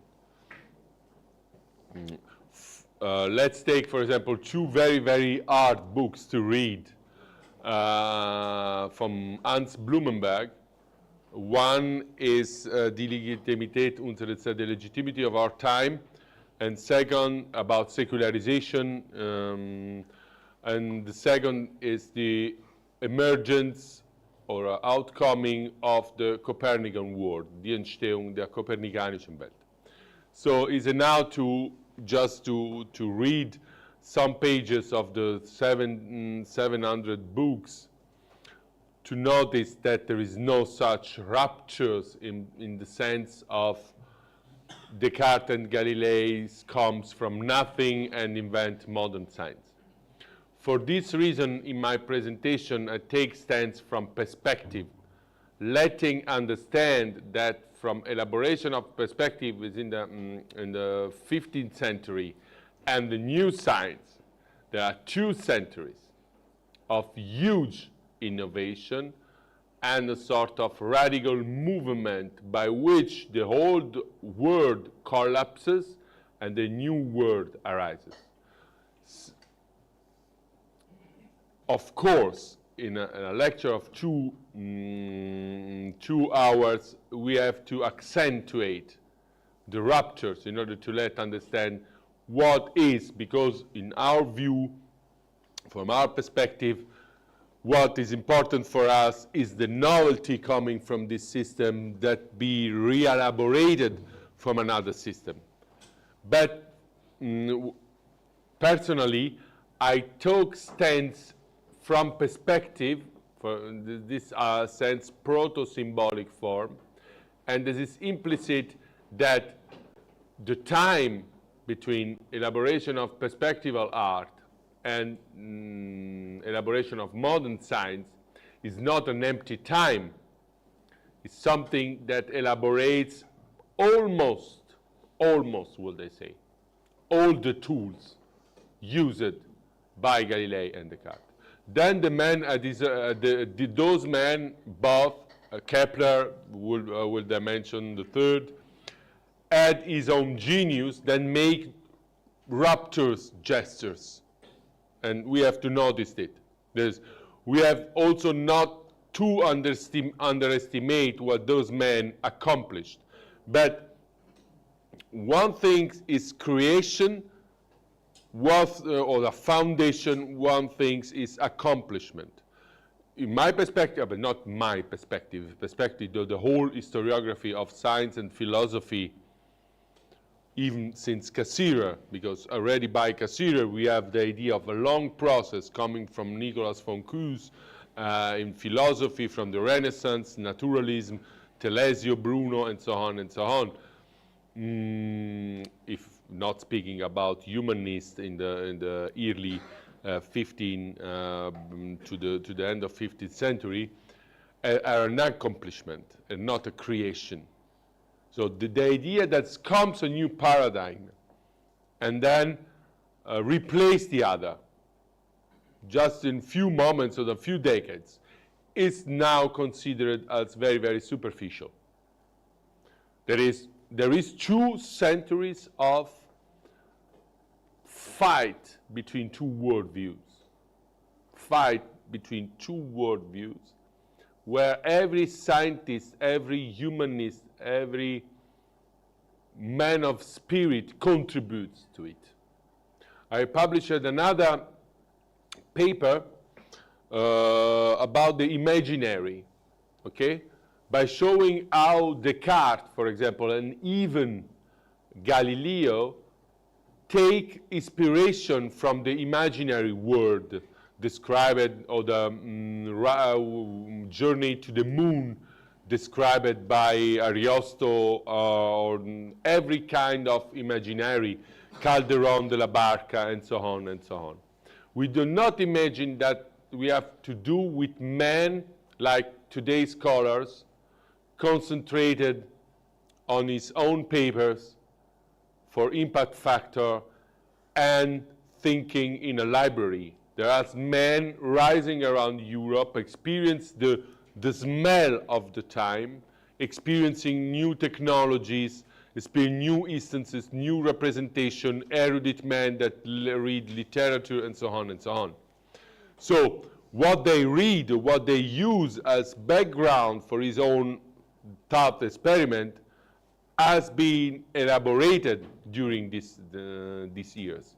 And of course, would they say at the beginning for positivism, or at the beginning of historiography, the scientific historiography of modern science and philosophy, it could be useful to present it as an absolute novelty. Now we know this is superficial. So it's a sort of theological things that those people becomes the illumination from I, and then incorporate in a new form of knowledge. No, they can become inspiration and not illumination from their own times, from people with them they speak, from technologies coming from the East, from the West, and so on and so on. And then they make their radical gestures in order to accomplish a process. Accomplish a process means ex definitione that the process has already begun, and that must fulfilled in its accomplishment. Can you repeat me the second question? Yeah, the question about the comment. Perspectivalism and perspective in art. Yeah. Relationship between philosophical perspectivalism. For this, you read German, and there is a very, very interesting book, a huge book from Kaulbach, Philosophie des Perspektivismus, wherein the author is a very, very great historian of philosophy and Kantian philosophers also, Kantian scholar, explain how from perspectival art and from some elements that we have outlined arise the philosophical perspectivism, till to the radicalization of that perspectivism by Nietzsche. What they say, there is, in my view, so perspective as proto-symbolic forms is sort of my definition, means that such form of expression, instead of being order to belong, like by Cassirer, to one form of expression of human spirit, of human mind, lies on the ground of every formation coming further. Okay?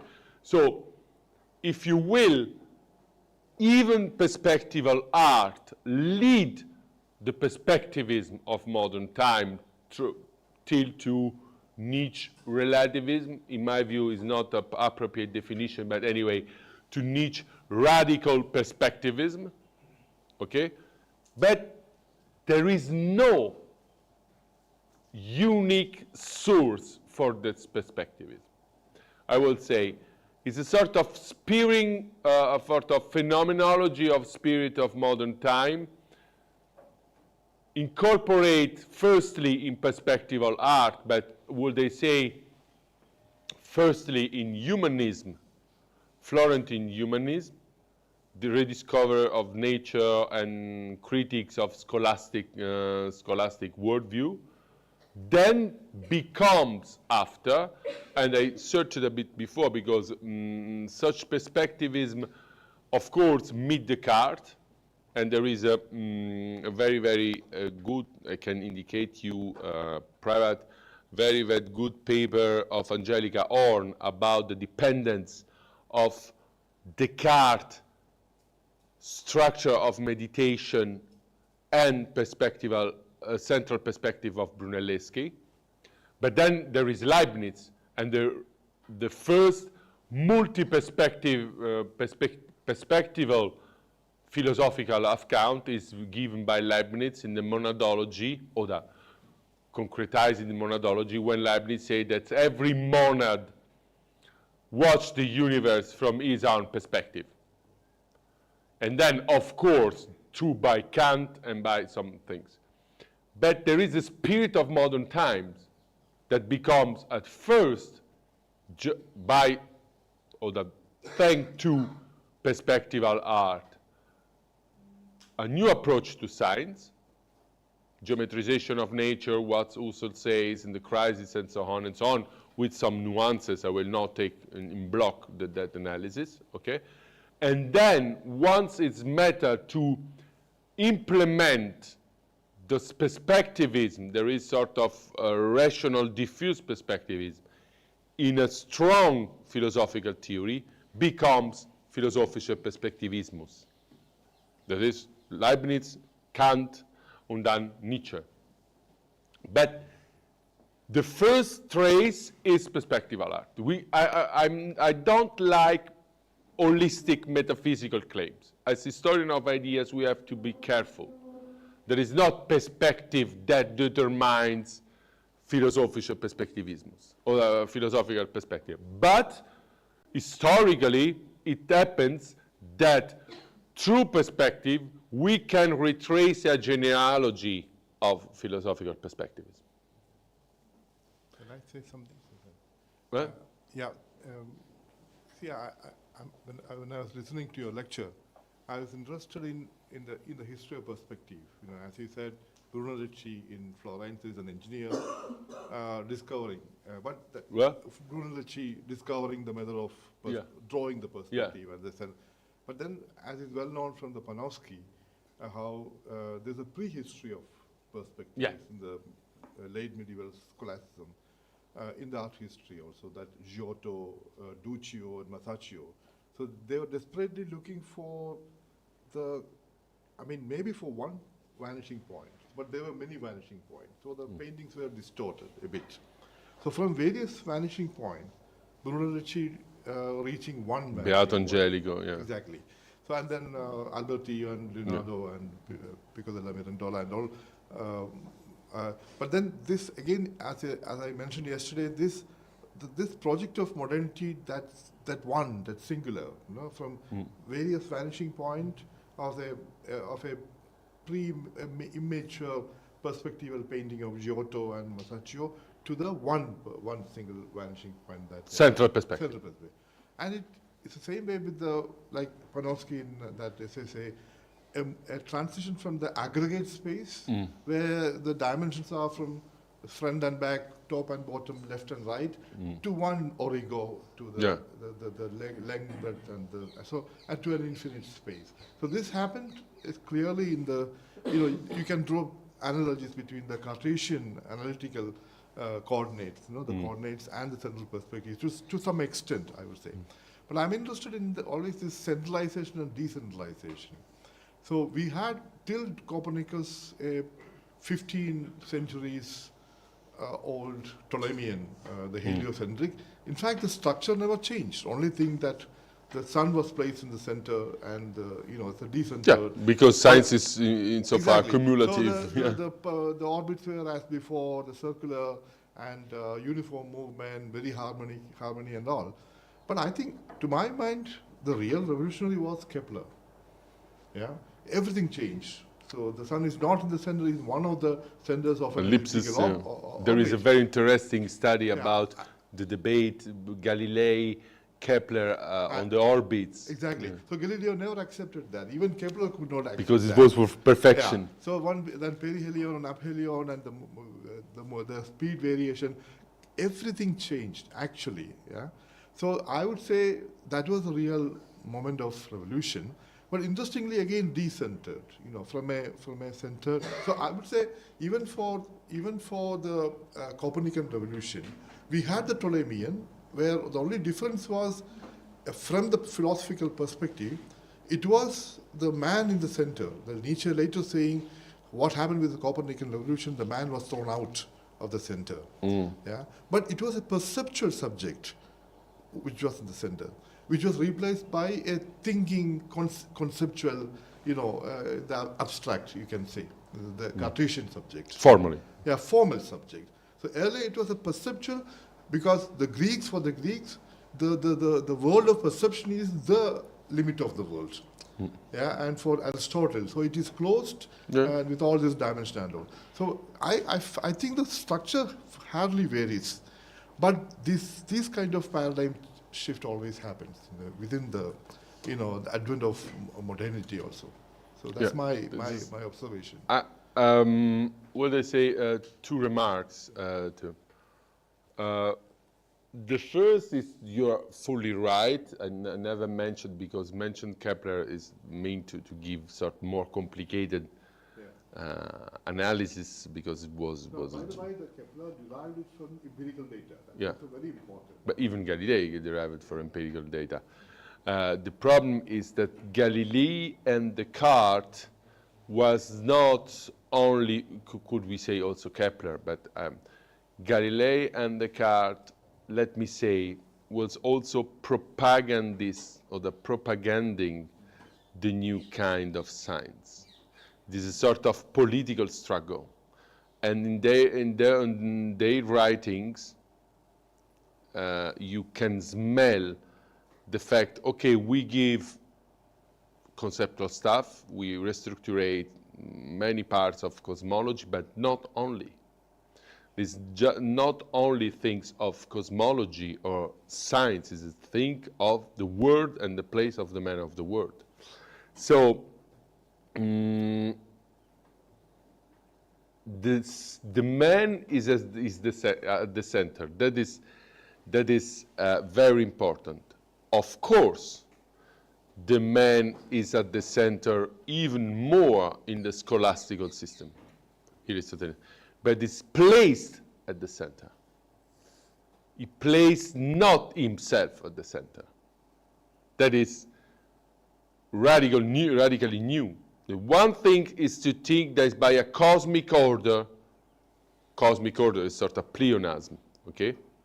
The man is placed by God, creation, and so on at the center.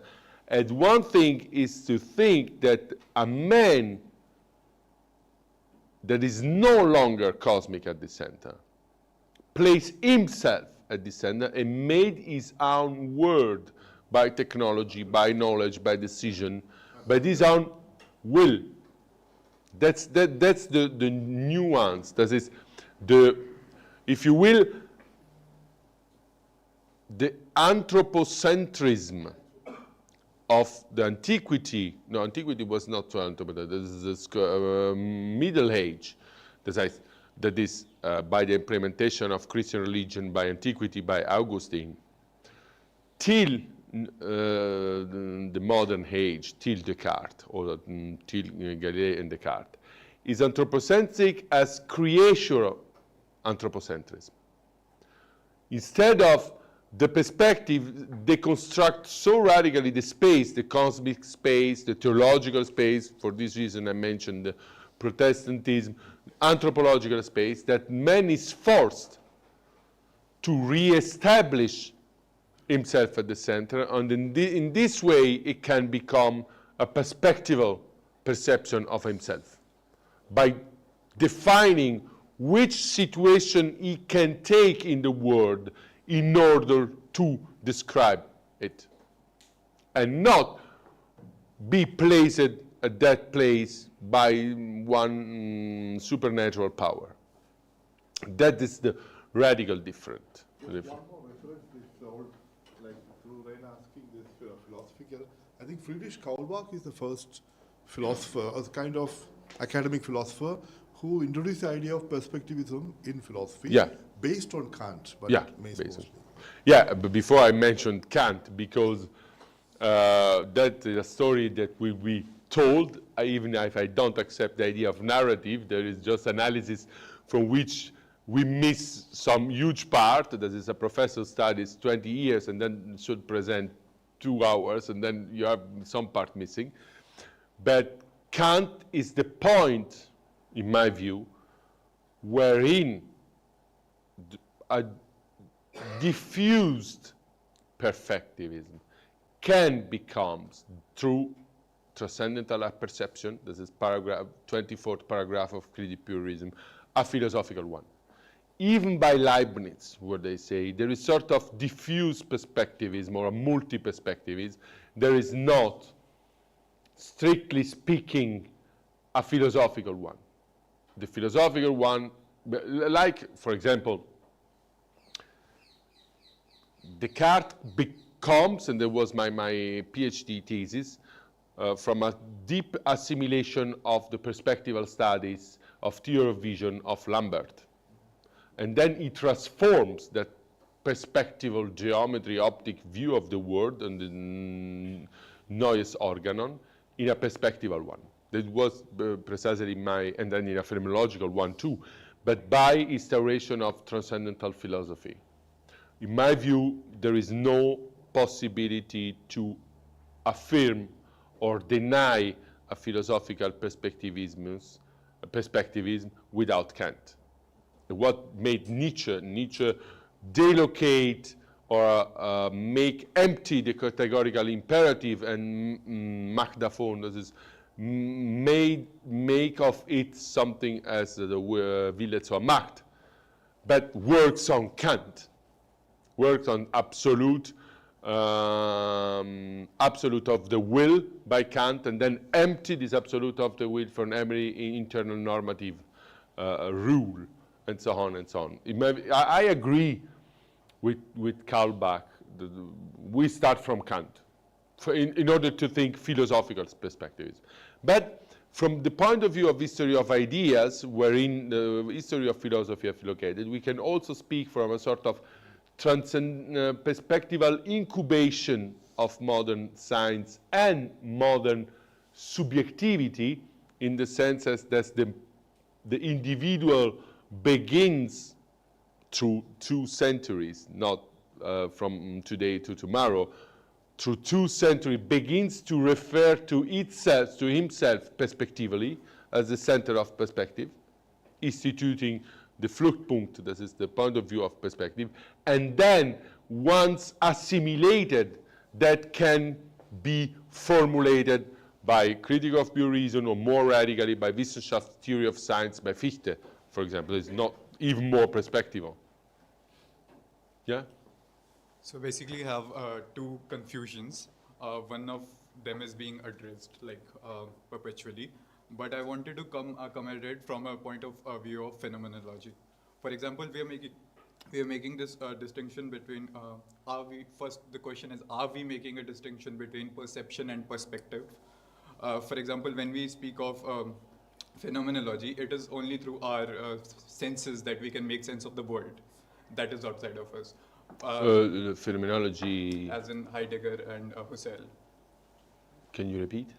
It is only through our senses, sensory organs, that we can perceive the world, that we can, the image of the world is... Okay, one thing is perceive the world, one thing that the world makes sense. It is through our sensory organs that we perceive the world, as in the sensory data that the world has, that is received by our brain, if we are to put it that way. So, it's a very, very risky question for you. Let me speak about phenomenology, but anyway.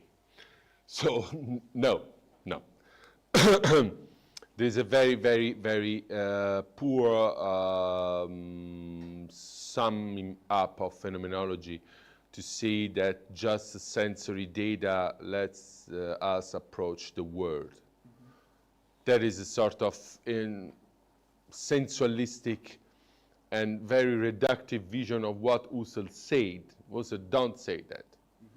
This is, of course, the Hule, that is the material content of representations come genetically from our perception, but perception are not Empfindung. There is not to be reduced to sensory data. There is sort of very strong, there is a book I will give to Spring in 2 weeks, and I will work even tonight. There is a very, very strong and flexible, more flexible than to Kant, structure of making sense of things that let perception as well as other intuition, like formal intuition, categorical intuition, converge to a sense-making of the world. There is no sensory data elaborated by our brain. Sensory data elaborated by our brain is the first enemy of phenomenology because it places itself in the natürliche Einstellung. This is Naturdisposition, by taking by physical law what is physically not describable. That is the sense of the meaning of experience. So, Husserl don't say that. So the question is, are we making a distinction between perspective and perception, or can we use them interchangeably? No, we can make a distinction, and then we can use also not only the phenomenology of Husserl, but also the phenomenology of Merleau-Ponty, by saying that, assuming that on the genetical constitution of space given by phenomenology, that our perspectival idea of space is not unborn in us. This is not a fixed structure of our perceiving the world, okay? But it's ontogenetically and phylogenetically becoming and acting. We can experience even outside a perspectival form. But, for example, the room in space the things in space, perception, this is Merleau-Ponty, stronger as Husserl, do not presuppose a geometrical space. A sort of geometry of kinesthesis, this is something other, more rich as a tridimensional space. But the problem is that in a way, both, that is the constitution of idea of space and perception, converge to make sense of our experience. There is no absolute at all, you know. The idea of space is not the Euclidean, because we will show tomorrow Husserl begin with Riemann to think about Riemann, so there is no Euclidean space possible in the phenomenology, but there is sort of genetical, kinesthetical constitution of space in which we can perceive, but not necessarily in a perspectival way, or the perspectival explicit way, in the sense that is when I perceive, no, when I phenomenologically describe the perception of this room, okay, which I find in my or yours experience of that room experience, is not necessarily led by that perspective that was a sort of absolute form of experience. So to sum it up, perspective may or may not necessarily lead to perception. Those two are distinct categories. That I worked about it. We have two hypotheses, and I cannot decide. Either there is a sort of proto or the implicit perspectival structure of my kinesthetic space leading my orientation. In this sense, will be a sort of corresponding form of perspective given by the Arab, by the Romans, by Giotto, and so on, without formal or categorical intuition or the formal intuition of dry-dimensional space, and so on, or there is, but are completely free. It means that a perspectival experience is a sort of phylogenetical construct that will be assumed to me by teaching or by the life world, and then transform my way to perceive the world. Okay, understood. It's too absolute, the second. I would prefer the first. It's sort of an hybridation. Okay? The second question being, so I'm a bit confused as to what position are we taking as regards the subject. In your essay, To regard to the subject as subject in philosophy. Where do we place the subject? This question was raised yesterday by Arjun as well. But in your essay, Perspective and Spatiality in the Modern Age, you write, an infinity can only be grasped by an egological metaphysics. But when we spoke of positivism in between, at one point you said... that is by reference to Descartes.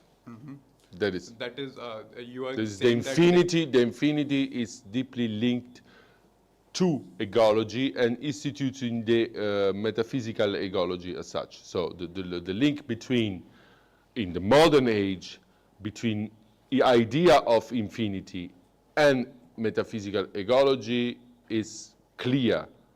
I will not say that it's evident, it's clear.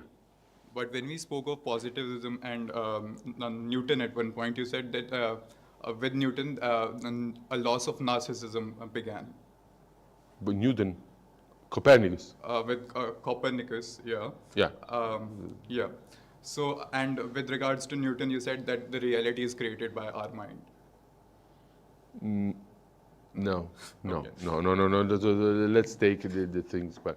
One thing is metaphysical egology, and at the end of the lecture I say that, in my view about philology, it's false to pretend that Descartes said that my ego create or constitute the world.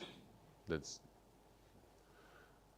so. I don't understand what that's to do with Newton.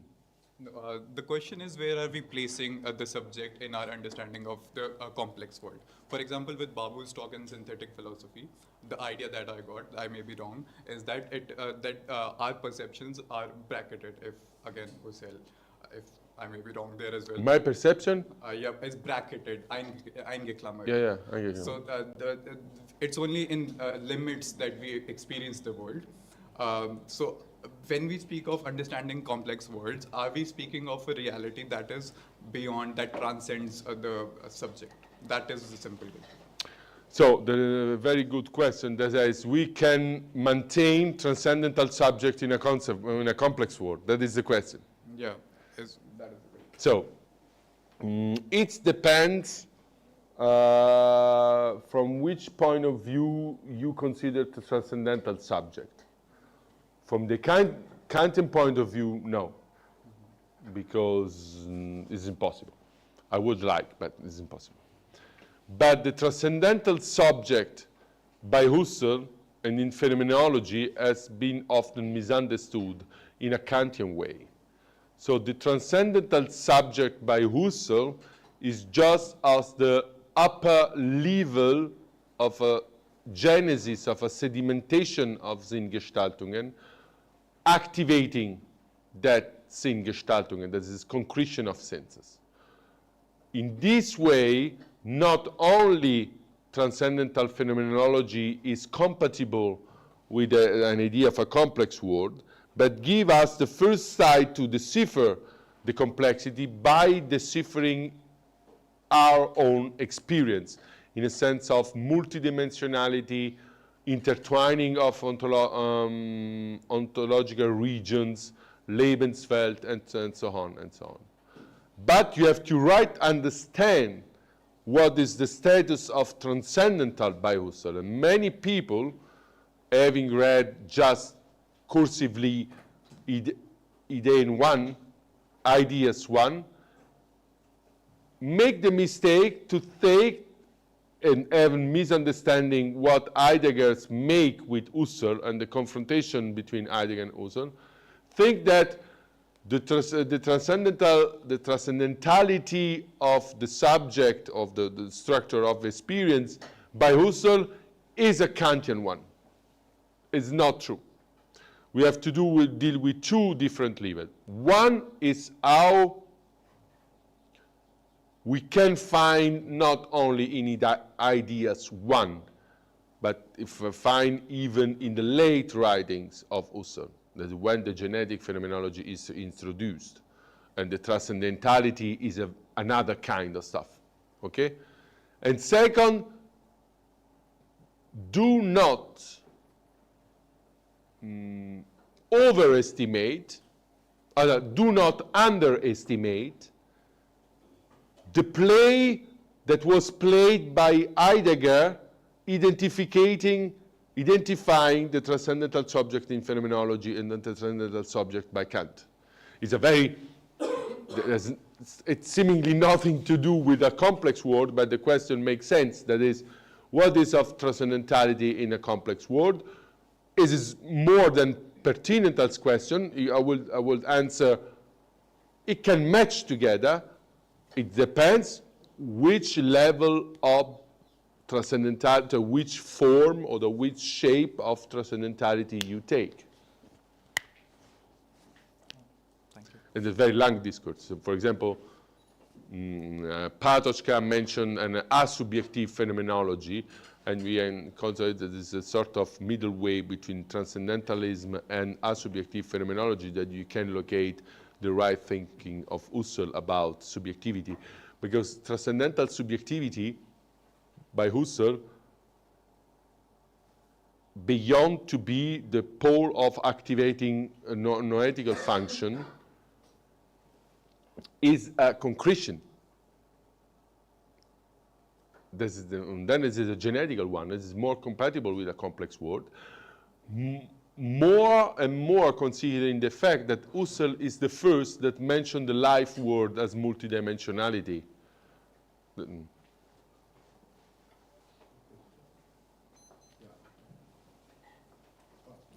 So, I had 2-3 comments kind of thing.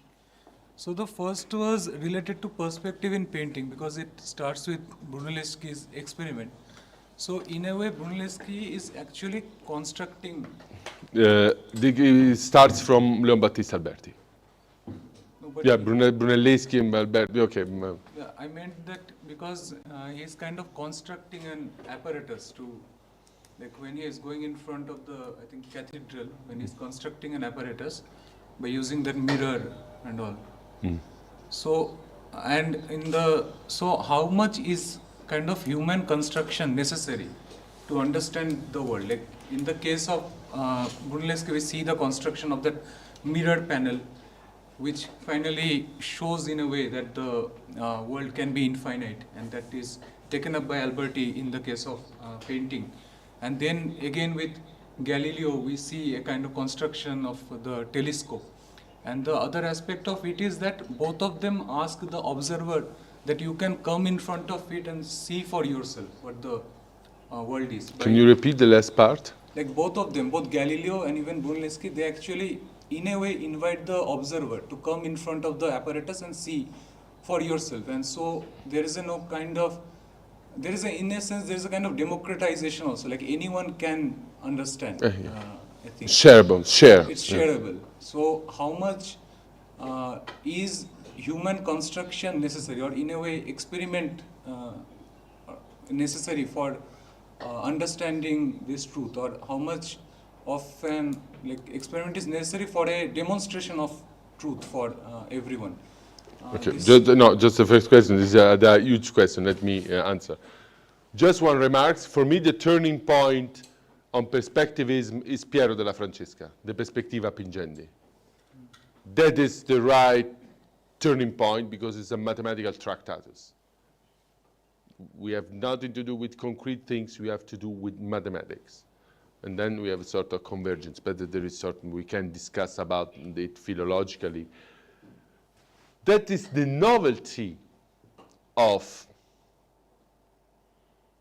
modern age as such. Even the auto-reality of architects or scientists and so on and so on.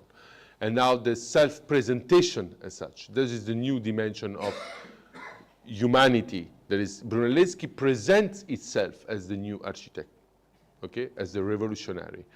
Galileo presents itself. I talk about a sort of propaganda for political reason, for reason of personal safety, okay, because such propaganda was burned like Giordano Bruno, because Descartes presents itself as the new man, okay. There is a very, very good treatise made by Stanley Rosen. There is the ethics of geometry, okay. Stanley Rosen is one of the greatest interpreters and philosophers that was in the Boston College. And the ethics of such men constructing shareable things is one of the most important forms of the modern age, because that things are shareable by everyone. There is democratization that it's take not place in the antiquity. Maybe Dante is the first, but we have another kind of stuff. But those men that you present construct things and then let everything experience the greatness of the invention, construction, and so on and so on. They cannot, you're perfectly right by associating the cupola and the cannocchiale. One is very small, beautiful. One is huge, but in the way of self-centrating man, self-presenting man, Homo faber und unter Klammern Fortune sue, the two figures are very, very similar. They are the alpha and the omega, if you will, in the middle stage, Leonardo da Vinci and Michelangelo, the alpha and the omega of a very anthropological revolution.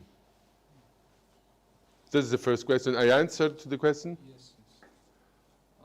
So the another question was related to, like, with Copernicus specifically, I agree with that there is no kind of decentering, but doesn't the main thing which comes up with Copernicus is that thought has to be kind of separated from cosmology in a sense. That thought won't depend on a kind of cosmology. Like we have to have a kind of acosmic thinking, which kind of challenges theology also, because of the idea of cosmology, which was associated with this idea of analogy. And it is. Yes. So doesn't it come with Copernicus that thought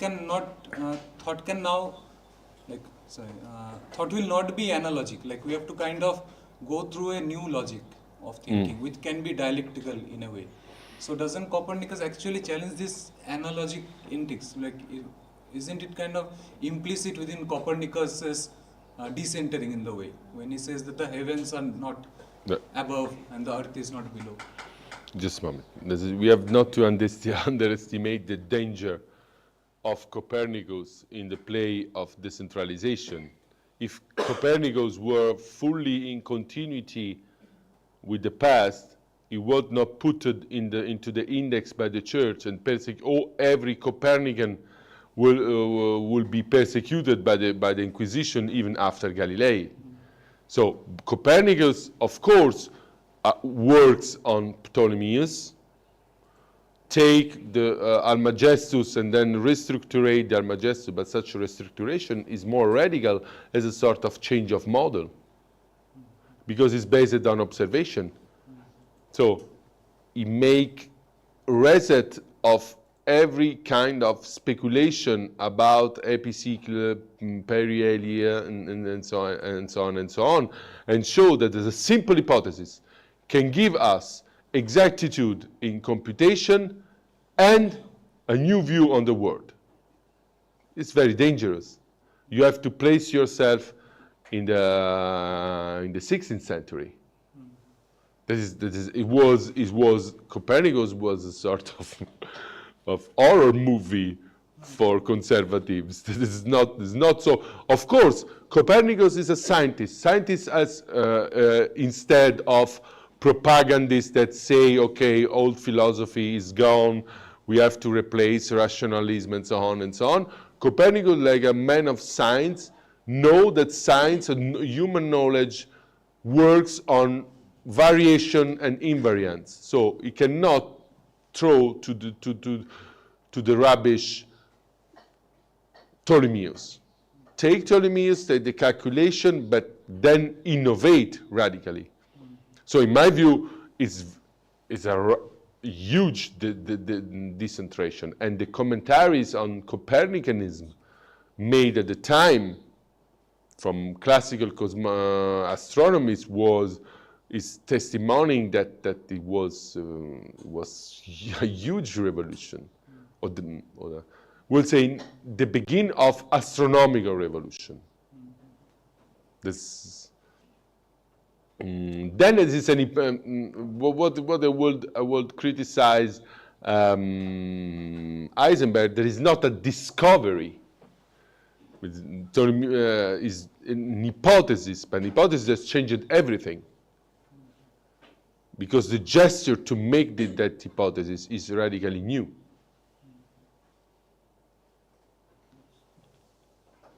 And another last thing, because you are talking about perspective and this infinitization of the universe. So I was thinking, how do you place Nicholas of Cusa in all of this? I've mentioned because it's a huge place. If you will, I cannot do everything, but I just mentioned because play a huge role. It's sort of the philosopher that opens to every kind of mathematical approach to philosophy and open approach to philosophy in the Renaissance. Already Cassirer mentioned that. This is without Nicolas von Kues, we cannot think the philosophy of Renaissance. It's a sort of wonder of the philosophy, just a bit like by Leibniz, this man that can project himself, and even Jaspers wrote beautiful pages on Nicolas von Kues. That is that give up the sense of novelty of the man of the Renaissance. Infinite, Doctor Ignorantia, De Berillo are all works that entail the spirit of novelty, of the new man, new philosophy, new thinking in the Renaissance. And then the idea of infinite. But will they say, not like by Descartes? We can discuss, and I'm not a specialist of Nicolas Foncuse, but by Descartes, the infinite is something related. What many people do not understand, or that we don't will to hear, is that the philosophical concept that we find by Descartes are introduced after many years of genius works on science.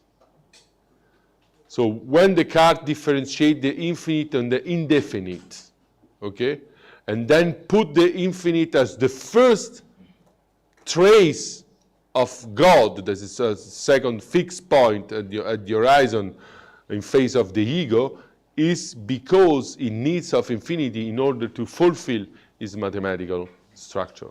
I just want, before I give it to you, I just want to one point, this based on this Cusanus. To my mind, it is Cusanus or Nicolas von Cusa is much more cosmological or anthropological than Descartes, because, for example, the very first idea of infinite space. But he's saying the space is infinite. But if the space is infinite, every point is a center point.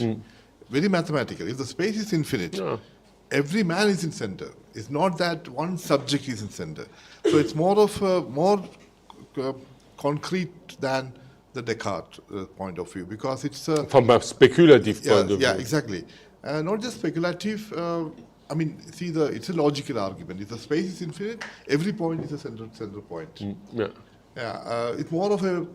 If you based on the universal particular debate, which was very prevalent at that time, is the particularism quite strong in Cusanus. Just one remark. The second point is, again, see the Brunelleschi. No, he lived in the Renaissance. Yeah. My thesis is, of course, you construct a geometrical world in Renaissance. Yeah, because when you see the Florence at that time, or after the advent of Renaissance, more and more straight lines, converging lines, urbanism, straight streets, and geometrically symmetrical houses. Then, from the perception to discover one single vanishing point is easier, which was not possible in the Middle Ages, where nothing was geometrical. So I'm afraid whether this is the other way around, that you create the world first, and then you... That is what Heisenberg says, and I let the question open. Is not said if there are material conditions enabling ideological conditions and so on and so on. But it's true that you have, if you work in Florence more than in other cities of the Renaissance, for example, in Paris, it was not the case. In Berlin was just a town. But anyway, the spirit of Medicean Renaissance rebuilt, or even before, rebuilt the city in the sense of perspectival man and kind. That is, I agree with Heisenberg, is a sort of empty speculation to will decide which material things contribute to ideal things, and then vice versa. Point to point, would they say. But it's true that Medicean restructuration of Florence contributes to that, but even the ideals leading the Medicean family determines the policy of restructuration of the city. So you can, I think this is an empty speculation or a matter of a microhistory. But you cannot decide whether it is, and we don't need in any way. In my view, it has to decide why, on which material condition Columbus can discover Americas. There was charts made by Arabs, charts made by Portuguese. There was the need to Spanish Königstum, this is Spanish royalty, to discover no way of market and so on and so on. But what comes the first, the egg or the? No, I think after Vaikuntha, there is nothing to conquer. So they have to cross Yeah, the sea. they converge. There are elements that converge in a revolution, of course. Yeah. So my question is from the quote that was cited from Heisenberg, Yeah. which said something like, paraphrasing, that in different epochs there have been different events which has changed the structure of reality. Where, say, Heisenberg says in his temporal proximity, it has been the Columbus voyages, the Luther debates, and the Copernicus revolution. So the invention of the idea of the perspective and the, say, Copernicus revolution, it came as a revolution in the history of ideas and also art, in a sense of perspective, which challenged the theological and the Christian conception of the world. And there was also a change in the materiality of that time, in a sense that the power of church and the theological thought became weak. Just would precise the challenge, not the theological view of the world, the scholastical theological view, but because in Descartes, Cusanus, and there was a cardinal, there was huge theology. There is not empty from theology, but this is a scholastical one. In the scholastical, say, conception of the world, and say there was a shift from this scholastical view to a more modern scientific rational thought.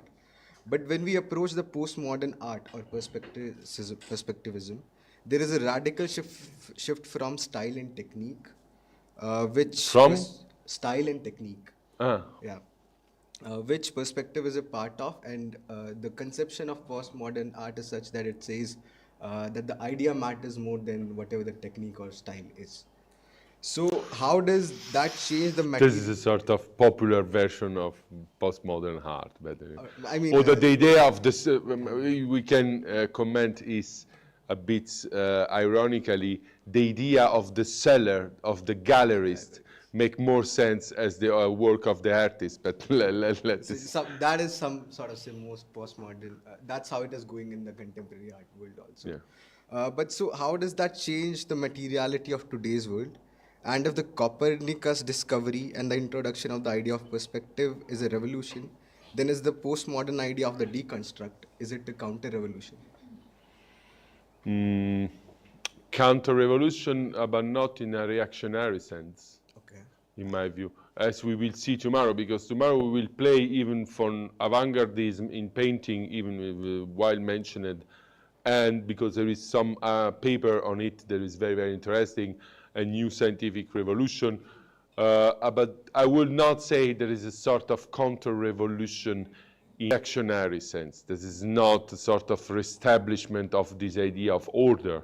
It's just an overcoming this strict idea of perspective, of draw before painting, many gestures in, for example, let's take the example between the master, Rodin, and his child, his artistic child, this is Brancusi, okay? I will not say that Brancusi, by approaching like Picasso, form or Modigliani, forms of sight that are more near to iconical painting or iconical Duccio, Madonne, are conservative in sense of counter-revolution. It's just take another direction. Opposite to the first, but not the way back, you know? So Brancusi is not the sculpture that you can find in a dome in Germany. Is more rich and is nourished from the overcoming of modern sculpture. You know? So how is it? Is this counter-revolution? This is contra this revolution, or the contra the establishment of this revolution as the norm. All That's.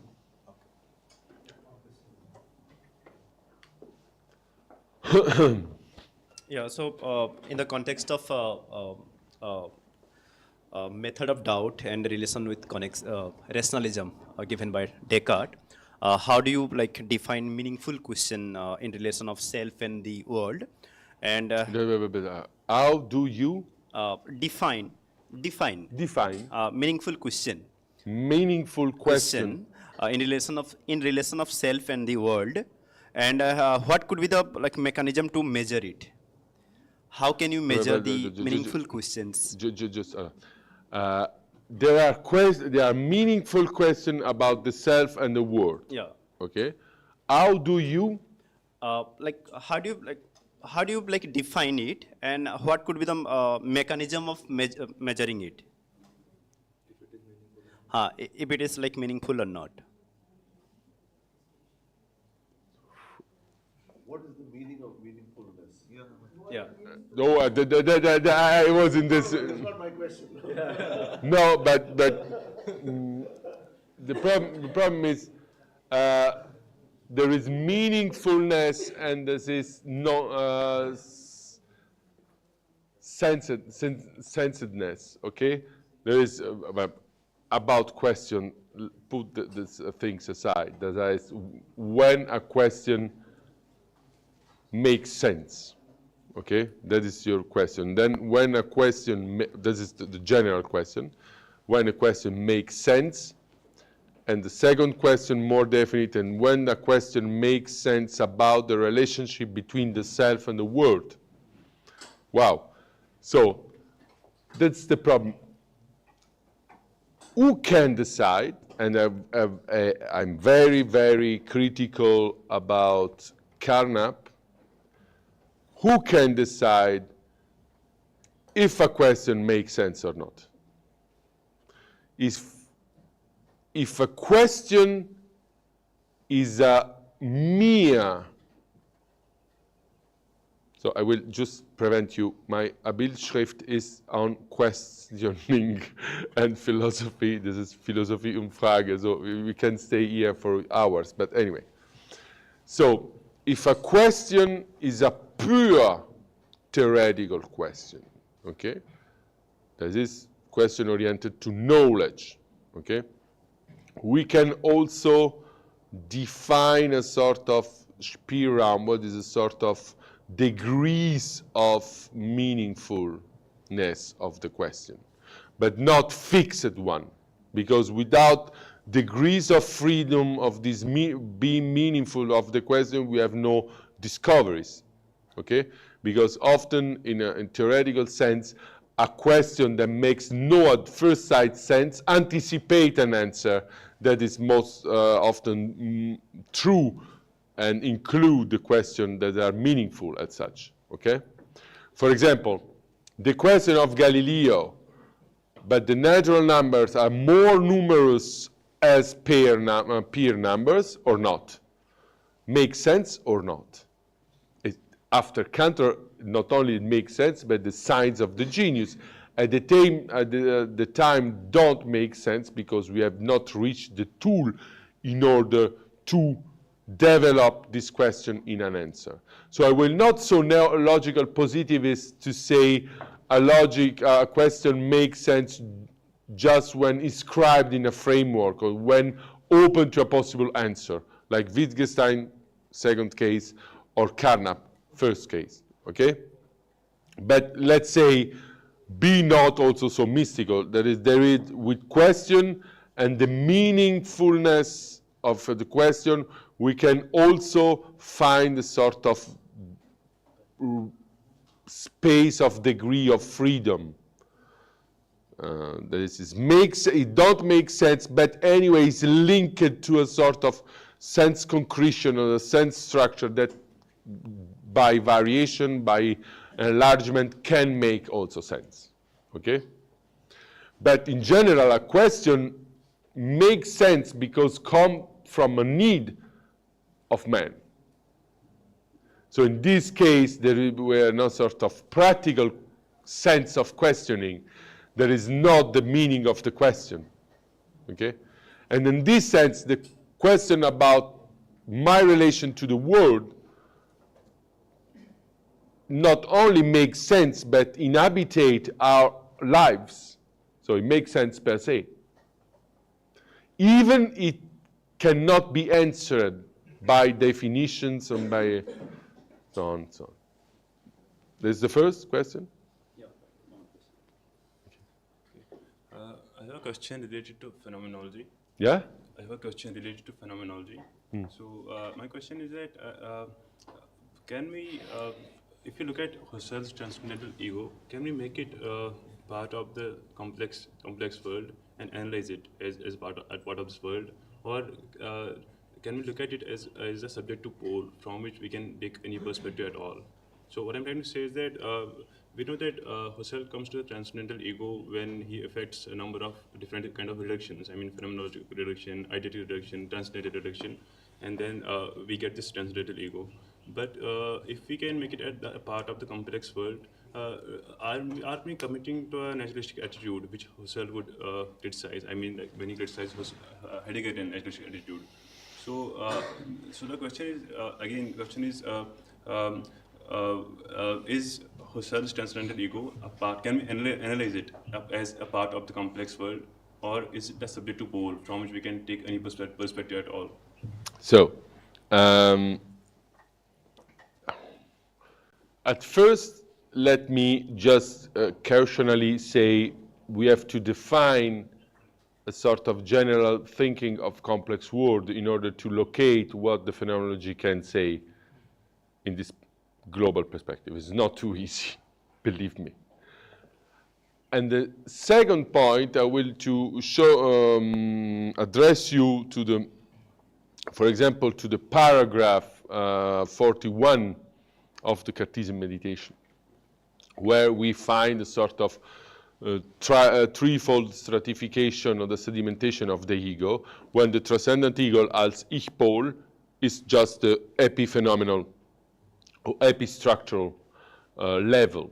What this means? It means that even in a complex world, even when we think naturalistic the phenomenology, that is, we think ontophylogenetically a sort of evolution of our cognitive structures, we need a sort of activating pole of attention. If I, for example, if I orient my attention from our fellow ear to the camera, in this sense, okay?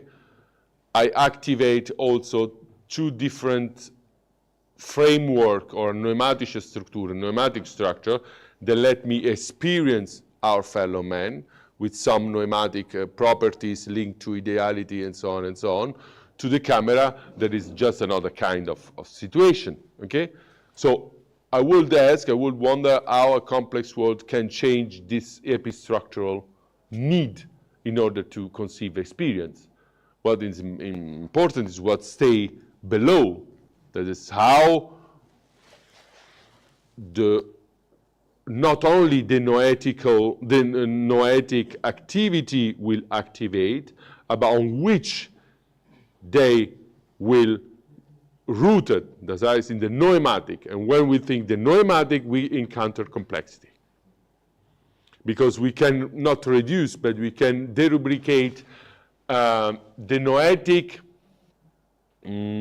stability of our cognitive function in a phenomenological sense to the epigenetical, morphogenetical evolution of our cognitive structure, directing attention, thematizing, focusing, splittering, even categorical intuition can be reduced to that, and so on and so on. Abstraction, idealization, every form of pneumatic Leistung, performance, can be just the epistructural, epiphenomenal issue of an evolution, okay? That is not incompatible with complexity, word complexity.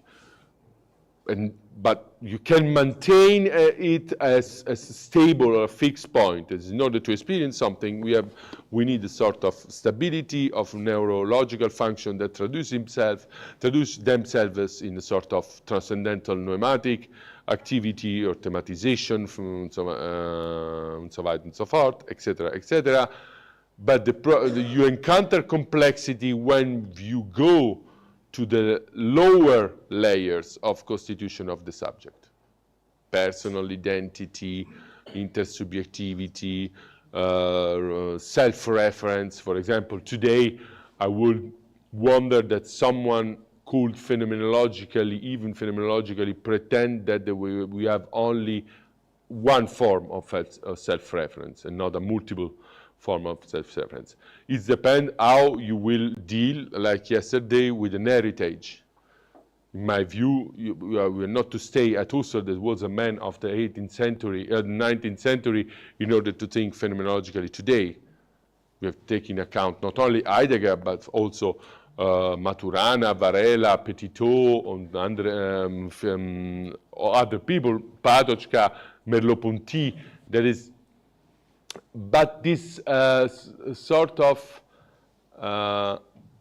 struggle against transcendental subjectivity seems often to be empty, because the people don't read books, take simple thesis among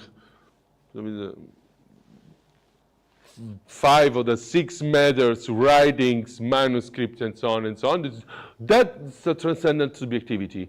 That is bad. I don't like it. Then we can discard. This by Husserl is not so easy to do, because it was a scientific, was accurate in description. The structures are not dogmatical. They're not metaphysic. They're not described anywhere. Maybe the one thing that by Husserl is not put in discussion is the structure of formal apophansis that brings to a formal ontology. But in exception to that, to the other small number of presupposition, we have just description, deployment of description, new structures, very, very complicated to model. And I don't find in it sort of incompatibility between complexity of the word, complexity of the experience, and transcendental subjectivity.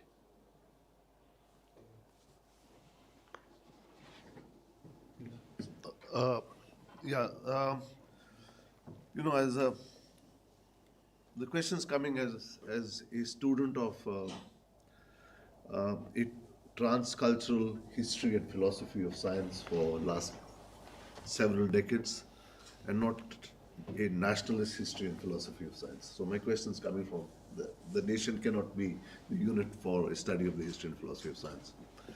So from that point of view, when I really liked your opening remarks on theoria, ways of seeing, and the connection between ways of seeing and geometry. Now, I was just wondering what you would think of the work of somebody like Hans Belting, the German historian of art who wrote this book. I think in English it was called From Baghdad to Florence. Where he talks about the emergence of the idea of perspective in the Arab world, and Alhazen's work on the connection between optics and geometry. You left the question of the invention of perspective open, right? Yeah, of course. But, perspective was not invented in the Renaissance. Yeah, right. Yeah. So this is one part of the story coming in from the Arab world. And then, of course, when we talk about Copernicus, then, I mean, Copernicus is working with the manuscripts of Regiomontanus in Nuremberg, who's basically working with the calculations of the astronomers of Moravia. Yeah. And already there are ideas. Does this change, well, your presentation, you don't want to call it a narrative, does this change in any significant way the narrative of modernity and the recognition of complexity? Okay, let complexity aside, because complexity comes already in a globalized world, sensible to difference, and so on and so on. The problem is, in my view, of course, there is always, has always been, a plurality of exchange among civilization, great civilization. For example, mathematics from India going to the West and then going back and so on and so on. There's a culture that only stupid men can pretend be located in one place. That's clear. No, it's not so clear, because in the West it's not so clear. But anyway, for people interested in history of knowledge and not in history of national or continental knowledge, it's clear. The problem is the Wirkungsgeschichte, the history of the effects. There is Is this true? And I will never deny, even not under torture, there is this sort of powerful form of knowledge in India, powerful form of knowledge in Arabic world, and so on and so on.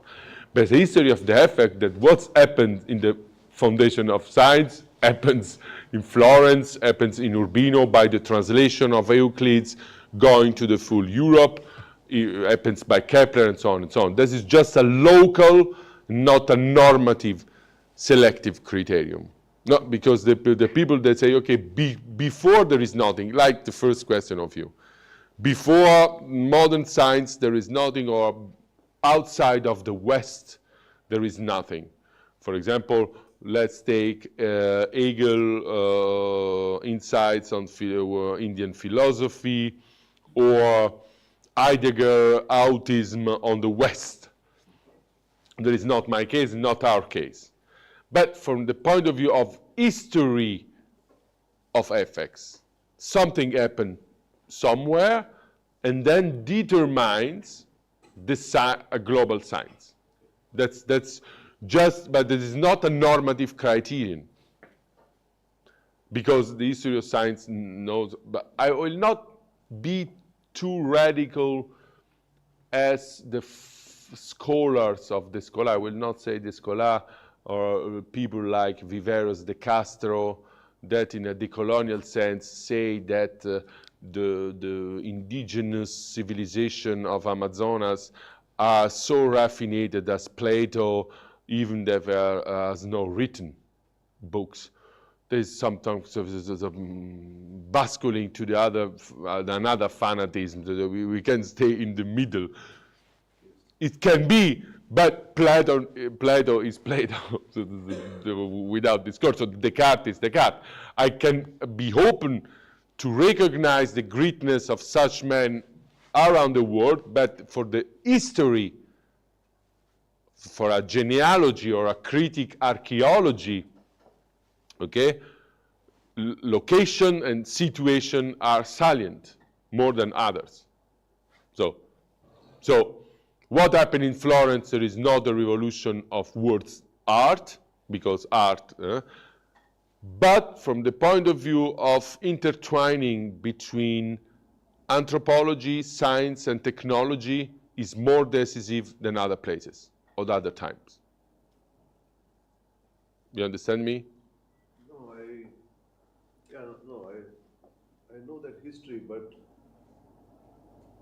I think what recent work begins to has begun to show is that this was a joint project.